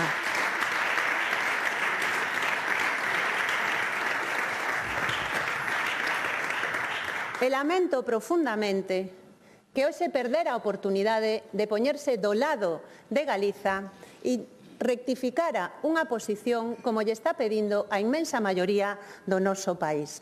Podía ter hoxe aproveitado a súa intervención para anunciarlle aos galegos e as galegas que o Goberno vai a deixar de apoiar a esa mega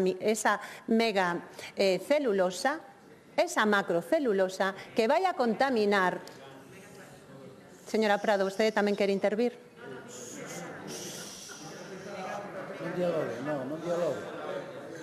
Non dialogue, estamos rematando xa, por favor, con calma. Eu gustaríame poder facer a miña intervención. Tranquilidade, que me estén tranquilidade. Constantemente increpando, Vale, porque veña. teñen un problema coa democracia, non aceptan as opinións diferentes. Por eso non son capaces nin de escoitar. Pero vostede, en vez de poñerse do lado dos galegos e das galegas e desactivar esa macrocelulosa, ven aquí con argumentos absolutamente peregrinos para demostrarnos que, efectivamente, vostede está coa camiseta de Altri facendo de comercial desa empresa portuguesa. Podemos chegar a un gran acordo. Hoxe podemos saír deste debate do Estado da Nación con un gran acordo a favor de Galiza. Un gran acordo para que non lle demos 250 millóns de euros a unha empresa portuguesa para contaminar o noso río Ulla e a nosa ría de Arousa e que fagamos un frente de país para que esos 250 millóns se utilicen para limpar o río Ulla, para recuperar a ría de Arousa, para apoiar os produtores que hai na comarca da Ulloa, para apoiar a xente do mar da Arousa. Ese sí sería un gran pacto de futuro pola industria do noso país, por sectores tractores e non por poñernos aquí as empresas que non queren en Portugal. Porque, miren, o maior problema que ten a industria en Galiza é o goberno do Partido Popular. Sí, por eso perdimos miles de empregos desde que vostedes gobernan no sector industrial. Sí, son incapaces de atraer empresas de vanguarda e o único que fan é vir aquí a botarlle a culpa do que vostedes son incapaces, aos demais de botarlle a culpa do que vostedes son incapaces de facer. Mire, vou a ler algúns dos seus fiascos de como a súa política industrial é pura propaganda. Invertiron no automóvil eléctrico 40 millóns en axudas, un auténtico fracaso da súa política industrial. E vexamos a súa capacidade para captar empresas. Mitsubishi foise porque Galiza ofrecía un suelo incomprable. Anunciáronos que iban a entrar de forma oficial na pugna pola fábrica de Tesla. Non sei onde está. O mellor non lo pode decir o señor Rueda. Portugal légase unha gigafactoría de baterías mentres Galiza queda o marxe.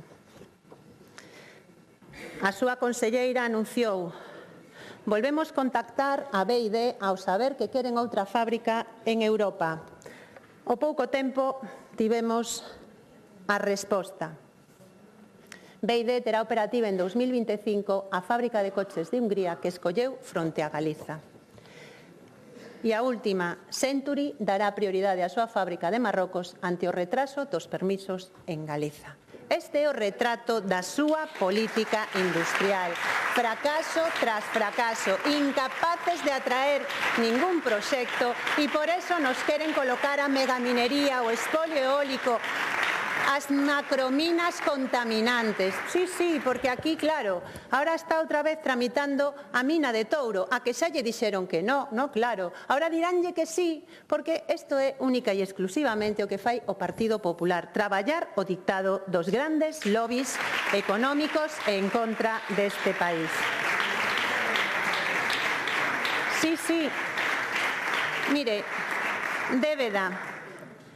Vostedes triplicaron a débeda mentre recortaban en sanidade, en educación e en dependencia. E agora atrévense a decir que para Galiza é un mal negocio que nos fagan unha quita de 4.000 millóns de euros.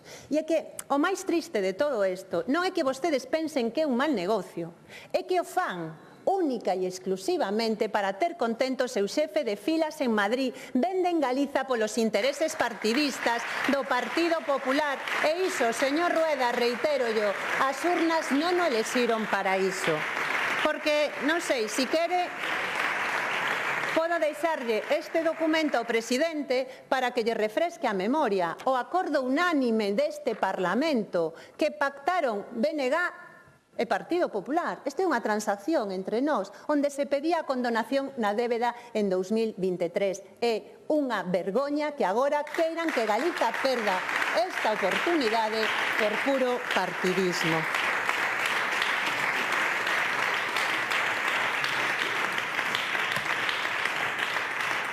Tamén me parece preocupante que descoñeza a situación dos nosos sectores económicos. Señor Rueda, vostede sabe o emprego que se está perdendo no sector do mar? Non o debe saber, porque veu aquí a recriminarlle que lle din un dato que é certo. Mire, os traballadores no mar baixan no último dato sobre 2023. Baixaron un 4,85%. Estamos falando dunha pérdida de case 1.000 traballos no sector do mar. É a maior caída desde que hai rexistros. Pasamos de 19.452 a 18.509 según o último dato. Sabe cantos traballadores había no ano 2009? Eran 24.718. 24.718 fronte a 18.509. Si non sabe nin tan siquiera como está a situación, como vai a ser capaz de poñer unha soa solución? Como vai a ser capaz?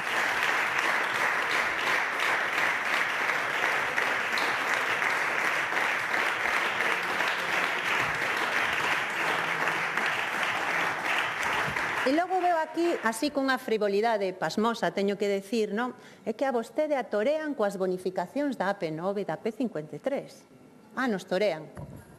O sea, hai bonificacións na AP9 e na AP53 por primeira vez na historia, grazas ao acordo de investidura, e o señor Rueda parecelle mal, toreannos. Facemos o traballo que vostede non fai e por riba critícanos. Sí, no. No. Ao señor Rueda sí que o respetan en Madrid. Sí que o respetan a vostede, verdade? Sí, respétano moito. Hasta os do seu partido, verdade? Porque o señor Aznar, cando nos subía as peaxes, eso era respeto, o respeto do señor Rueda e do Partido Popular.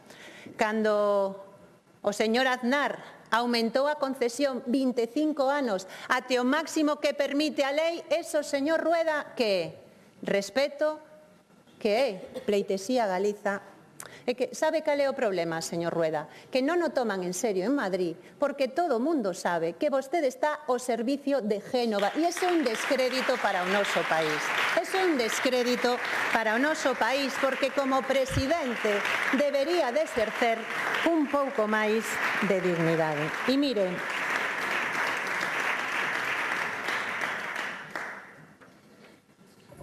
acábaseme o tempo porque non temos tempo ilimitado contra vostede. Como vostede, perdón.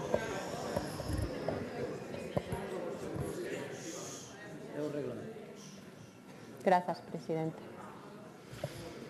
Mire, vostede votou en contra do galego. Vostede manifestouse en contra do galego. Non nos explicou por que ten ese problema coa nosa lingua. En todo caso, máis alá diso, hai un futuro diferente que se pode construir.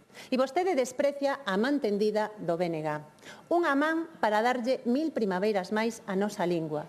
Unha man para que as xeracións que veñen detrás teñan a oportunidade de seguir mantendo a lingua que herdamos dos nosos avós, das nosas aboas, dos nosos pais, e que desde logo queremos que sexa tamén a lingua que esas xeracións sigan utilizando con orgullo no futuro. Non desprece esta oportunidade, porque hai momentos onde un presidente ten que demostrar que lle importa máis o futuro da súa lingua que os seus intereses electorais. Fágao polo ben de Galiza, señor Rueda. Fágao polo ben de Galiza. E remato, Sí, remate, por favor. presidente, unha última cuestión moi breve. Si vostede, señor Rueda, deixa de estar ao compás do centralismo, ao compás do que lle mandan desde Génova e ao compás do que lle ordenan grandes grupos económicos en contra de Galiza, si vostede rectifica, vai a poder contar sempre co BNG. Si sigue con esta política desleal... Que é unha falta de respeto ao Parlamento, non a mí, señorías do Partido Popular e a Ciudadanos. Remate. Lamento o espectáculo que están dando. Remate, por favor. Si vostede sigue con esa política desleal e de traición a Galiza, non conte co BNG.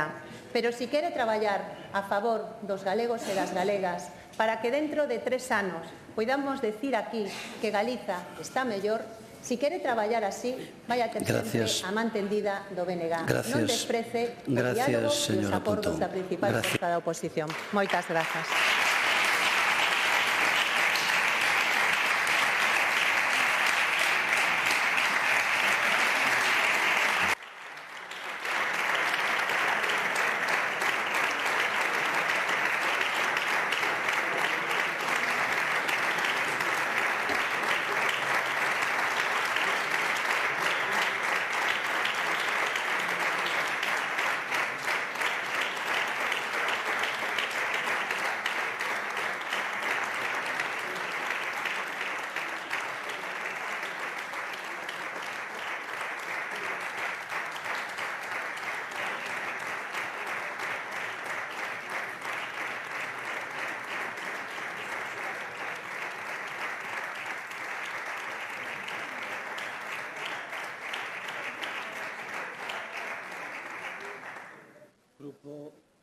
Grupo Parlamentario Popular, señor Pazos.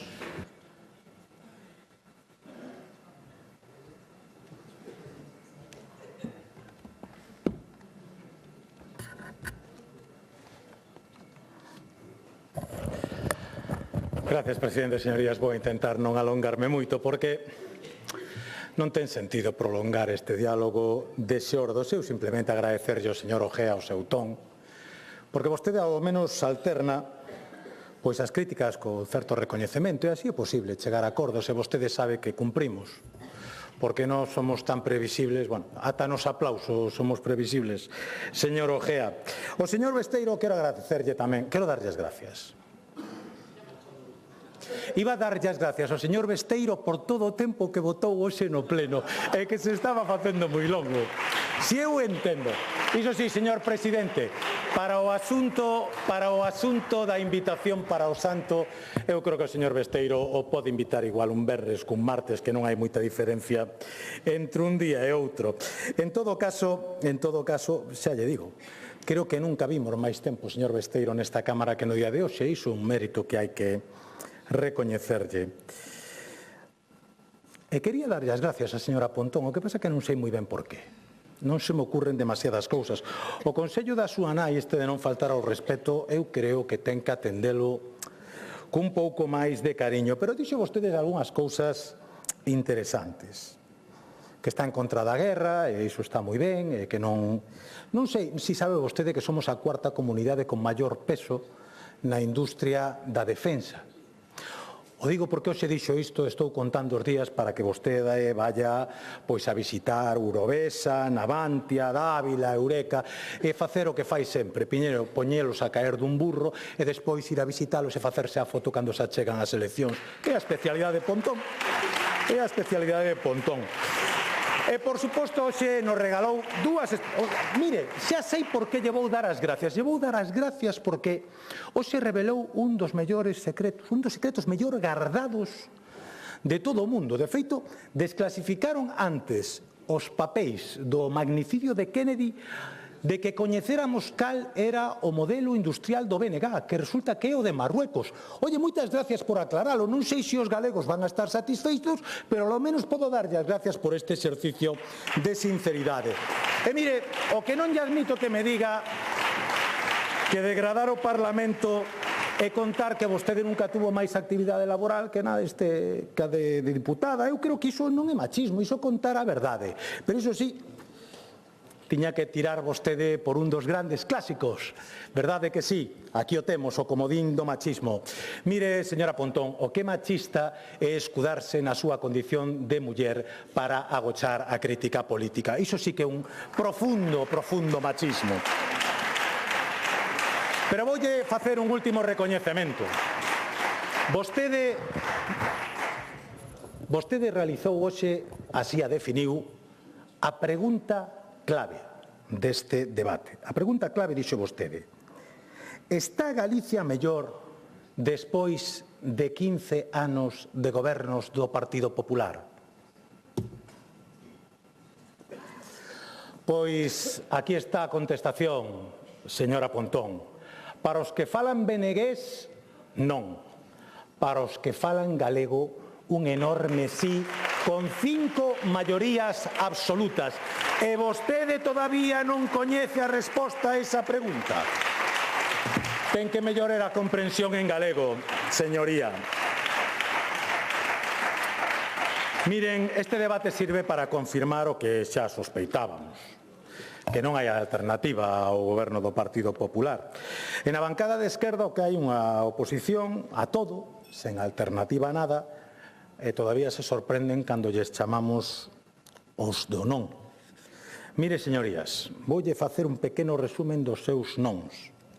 Non a navallada, ou se chamada P9, non a Alcoa, non a Sogama, non a eólica terrestre, non as hidroeléctricas, non as térmicas, non a eólica mariña, non a minería, non a Punta Langosteira, non ao polo aeroespacial de Rozas, non a xestión da COVID, a pesar de ser a comunidade con menor incidencia da península, non as residencias da Fundación Amancio Ortega, non as casas niño, non as casas do maior, non a gratuidade das escolas infantís, non a cidade deportiva do Celta, non os programas de retorno de migrantes, non a estrategia galega de acción exterior, non a simplificación administrativa que acaba de reclamar, non os incentivos a empresas, non a reforma de FP, non a colaboración público-privada, agás cando a impulsan vostedes, claro, non ao fondo de inversión público-privado, non a Impulsa, non a Recursos de Galicia, non as residencias privadas, agás as da Deputación de Lugo, que funciona moi ben, sobre todo, señor Besteiro, a da BCRA, que acaban de licitar vostedes para a súa privatización, sin ni sequera dotala de mobiliario, que o ten que poñer a empresa. Non, funciona moi ben. Tampouco dixeron non ás escolas infantís privadas, algún hasta pediu a nacionalización, non aos concursos para cubrir prazas médicas, non a emisión da débeda, pero si o aumento do gasto, non a rebaixas fiscais, non a rebaixa do IBE, da carne, do peixe, do marisco, non a excepción de impostos ao rural, non aos programas de remuda no rural e no mar, non a lei do litoral, non a implementar os medicamentos xenéricos, non ao historial electrónico, non a protexer os gandeiros do lobo, non a prolingüismo, non ensino, señoría, non a 15 orzamentos consecutivos da Xunta de Galicia. Vostedes liben 15 anos dicindo non a todo e se preguntan aínda por que son os do non. Non teñen vostedes máis catecismo nin letanía que o non, señorías. Nada máis que iso. Mire, señorías, o gran problema de Galicia que ten un presidente libre, que só se debe aos intereses dos galegos, pero que carece de interlocutores, porque os dous supostos líderes da oposición carecen por completo da autonomía política. Mire, a señora Pontón é perfectamente consciente que a súa supervivencia política está ligada a unha estricta obediencia ás directrices da UPG. E tanto é así que nin sequera goza de autonomía parlamentaria. Todos sabemos que a vostede lle puxeron no Parlamento unha institutriz para que non se aparte da ortodoxia da UPG. E nin sequera nisto tivo sorte, porque todos sabemos que hai dous modelos universais de institutrices. Temos a dulce e encantadora Mary Poppins e temos a adulta e estricta señorita Rottenmeier. E aquí hai xente que marchou, pero en ningún caso foise voando con un paraugas na man. Sabemos todos quen é a institutriz que a vostede a controla. Non me poña caras, a vostede yo explico despois en castelán, que é o que sei que fala na intimidade. E o señor Besteiro, pois, divide o seu tempo entre repetir as mensaxes do señor Sánchez e repetir as mensaxes da señora Pontón. E cando lle queda un minuto, pois tentar apagar algún dos lumes que ten encendidos por toda Galicia, en Santiago, en Coruña, en Carballiño, en fin. Se eu entendo que o seu é un traballo duro, pero temos a culpa. E esta é a realidade do que acontece en Galicia. Hoxe escoitamos aquí unha exposición dun presidente que lidera un proxecto claro, é un equipo plenamente cohesionado, e en fronte temos dous títeres políticos movidos por fíos que son manexados por persoas que non teñen a Galicia entre as súas prioridades, non teñen proxecto, non teñen equipo e nin sequera teñen voz propia. Pero Galicia sí ten voz, señorías. E fai apenas un ano deixou ben claro cal era a súa aposta. Unha aposta decidida pola modernidade, unha aposta decidida polo futuro, e unha aposta decidida por unha Galicia en grande, unha Galicia tan grande que non encabe nas mentes estreitas. Este grupo vai seguir traballando para conquistar esa Galicia que os galegos soñan e que os galegos merecen. E para ese traballo estamos nos aquí, e para que non poidan evitalo, están vostedes aí. Mais nada, e moitas gracias. Gracias.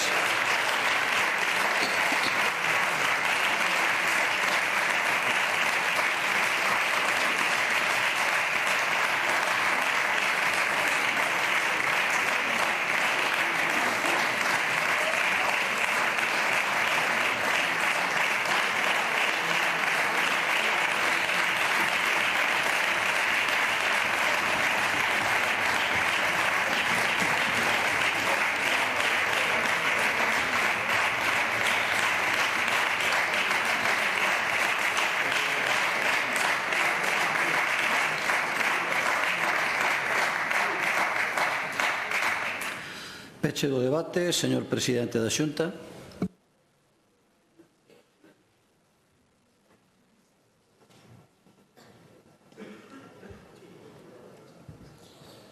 Moitas gracias. Contesto brevemente ás intervencións. Señor Ojea, todo de acordo, temos que seguir... Non está o señor Ojea? Bueno, pois, teño que dicir que seguiremos traballando por Ourense e agradezo o seu ton...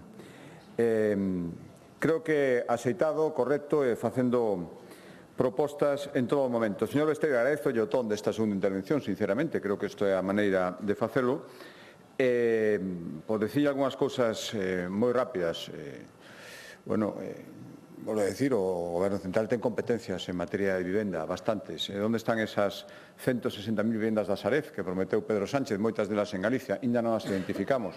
As poucas identificadas non as venderon a precio de mercado. Por lo tanto, creo que se iso se fixera de outra maneira, con máis colaboración, probablemente as cousas irían mellor. Na atención primaria xa dixen, vostede ten un plan. O problema é que non hai médicos. Se coñece médicos que poidan ser contratados, xa lle dixen a mañán que os contrataremos de xeito inmediato. O gallá que ese tipo de plan se poderán levar a cabo ahora mesmo, xa estarían feitos. O da débeda, lle volvo a decir, eu non renuncio á condenación, o que renuncio á condenación é nada máis. O noso problema é de financiamento, 500 millóns. A condenación é un aforro, no mellor dos casos, que tampouco podería ser dedicado a outra cosa que a seguir amortizando deuda de sobre 30 millóns de euros. A cambio nos obriga a renunciar a 500 millóns. E, por certo, tamén podíamos decir cal é o criterio de cálculo desa débeda cando a un catalán se lle van perdonar, se aceptáramos ese sistema, case un 30% máis do que se lle perdona a un galego. Por lo tanto, di que a xente non entende. E claro, se vostede empeza a decir que eses 4.000 millóns se poden gastar en o que queramos, que o que dixo, é difícil que a xente o entenda, pero hai que contarlle a verdade. A gratuidade da P9, sinto comprobar que resulta que a cousa era se vostede é presidente, é dicir, Pedro Sánchez lle concede a gratuidade da P9 a Galicia se hai un presidente socialista. Se hai un presidente elegido por maioría absoluta dos galegos que non é socialista, nos temos que esquecer. Eso, señor Besteiro? Pois foi o que dixo, sinceramente. A subvención aos PERTES. Oiga, a empresa que se denegou tiña unha declaración de impacto ambiental aprobada. A que se leva 60 millóns ni siquiera empezou. Por lo tanto, non diga que hai criterios técnicos de evaluación ambiental nesas valoracións, porque non os hai en absoluto. Os CIM móviles, di que os prometeu a exconselleira Elena Ribó, sí, en campaña electoral, e agora estamos cumplindo, como estamos cumplindo tantos acordos. É así, señor Besteiro. As residencias. Vostede tiña dúbida. As comprometidas neste debate esta mañán é para concellos de menos de 50.000 habitantes. E, ademais, teño que decir que multiplicamos por 3 xa o número de plazas públicas e que todos aqueles compromisos que fomos asumindo os fomos cumprindo como faremos este. Me di que hai un problema serio de consumo de peixe, que hai que facer máis cousas que o bono peixe. Estou de acordo. A primeira é fundamental, baixar o IBE. Sabería como eso tería efecto, sin ninguna dúbida. Sí, señor Besteiro, que non se pode decir e que hai que tomar máis medidas, pero que baixar o IBE é unha medida que non hai por que tomar porque ten que tomar o Goberno central. E, por certo, mándelle un recado a outra parte do Goberno e dígalle que é increíble, unha indecencia, que se diga que hai que reducir o consumo de peixe nos comedores escolares. Galicia, dende logo, non o vai facer, en ningún caso. En ningún caso. Y por último,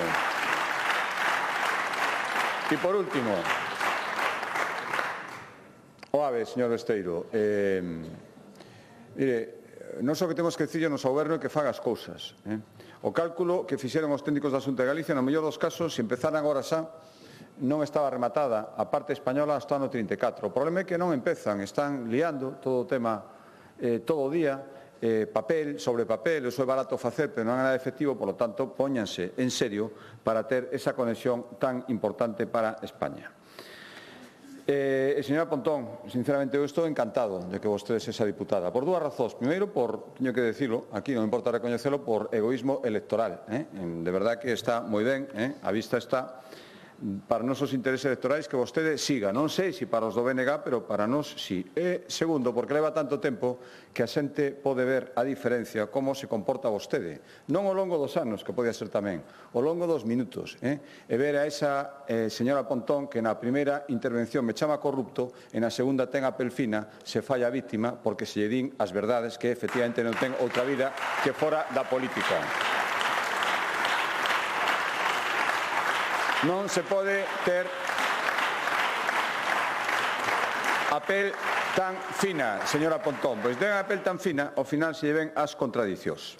E xa todo o que dixo, mire, podía darlle cifras, hai emprego industrial, que non a vostedes só lle gustan as empresas que non están en Galicia. Esas lle valen todas, na súa tan demostrada e tantas veces aludida experiencia, vostede é un experta ambiental, pois hai empresas que non saben, unha fábrica de gigawattoría resulta que era boísima, pero calquera outra empresa a vostede non llevar. As que están fora, as que están en outros sitios, esas son as que llevalen a señora Pontón, as que se poden instalar aquí e crear emprego de calidade aquí, a vostede non llevale nunca. Entón, máis doulle un dato para que veso rigurosa que nestes temas.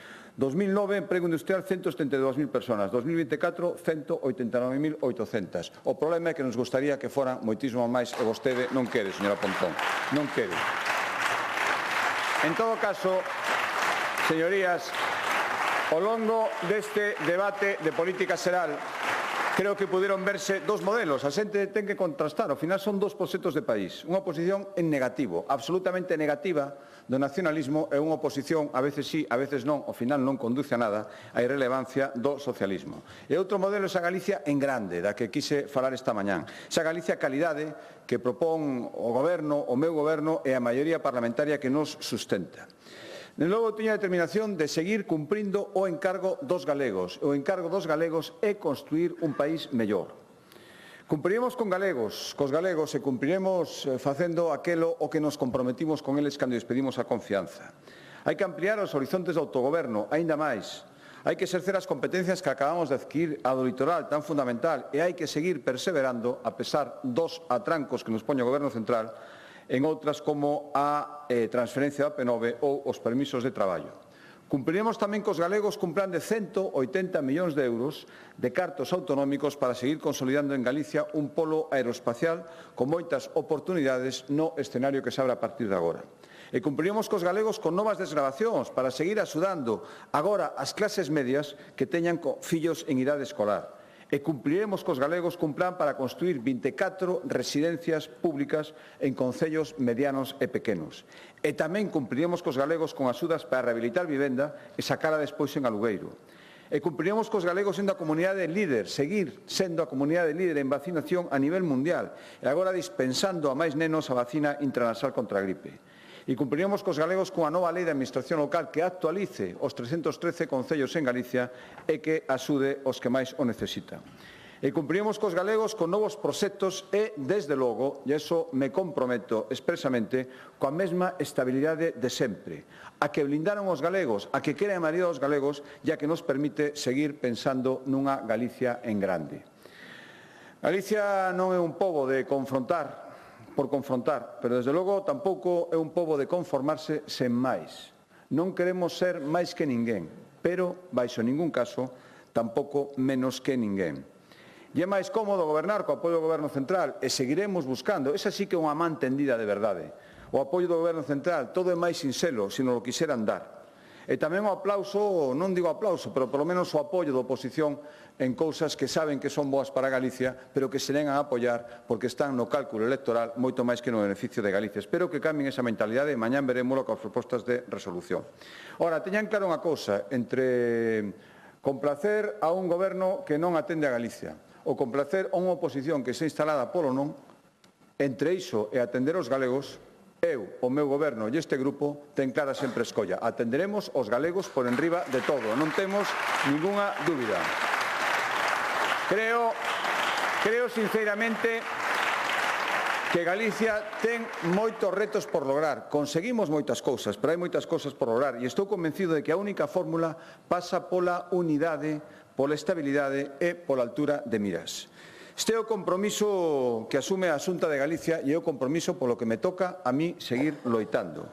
Todos e cada un dos días, mentras teña a honra e a responsabilidade de ser o presidente da Xunta, de ser o primeiro servidor de Galicia. Máis nada e moitas gracias. Gracias, presidente.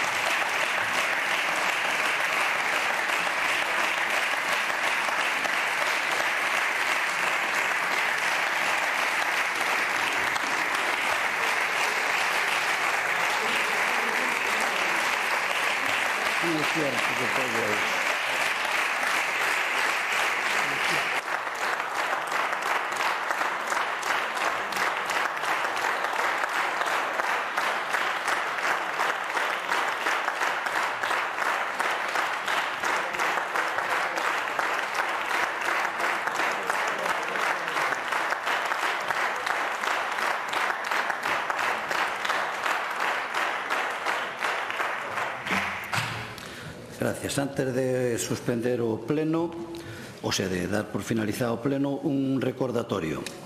Os grupos parlamentarios poden presentar ata un máximo de 40 propostas de resolución por grupo referidas conforme ao artigo 14 do Regulamento do Parlamento de Galicia e ao acordo da Mesa e da Xunta de Portavoces do pasado 15 de abril que sexan sobre as grandes liñas de política xeral, non locais de enunciación simple e que non poderán dar lugar a votación separada dentro de cada proposta. Todo isto terán que facelo antes das 10:30 horas de mañá, xoves 24 de abril, no Rexistro Xeral da Cámara. Posteriormente, a Mesa, ás 12 horas, procederá á súa cualificación e distribución aos grupos de todas as propostas admitidas. Asemade, o prazo para a presentación das transaccións e propostas de votación separada rematará o mesmo día, xoves 24 de abril, ás 22:30, que serán calificadas pola Mesa o día seguinte, venres 25 de abril, ás 9:30 horas. Nada máis, remata aquí o pleno e boa noite.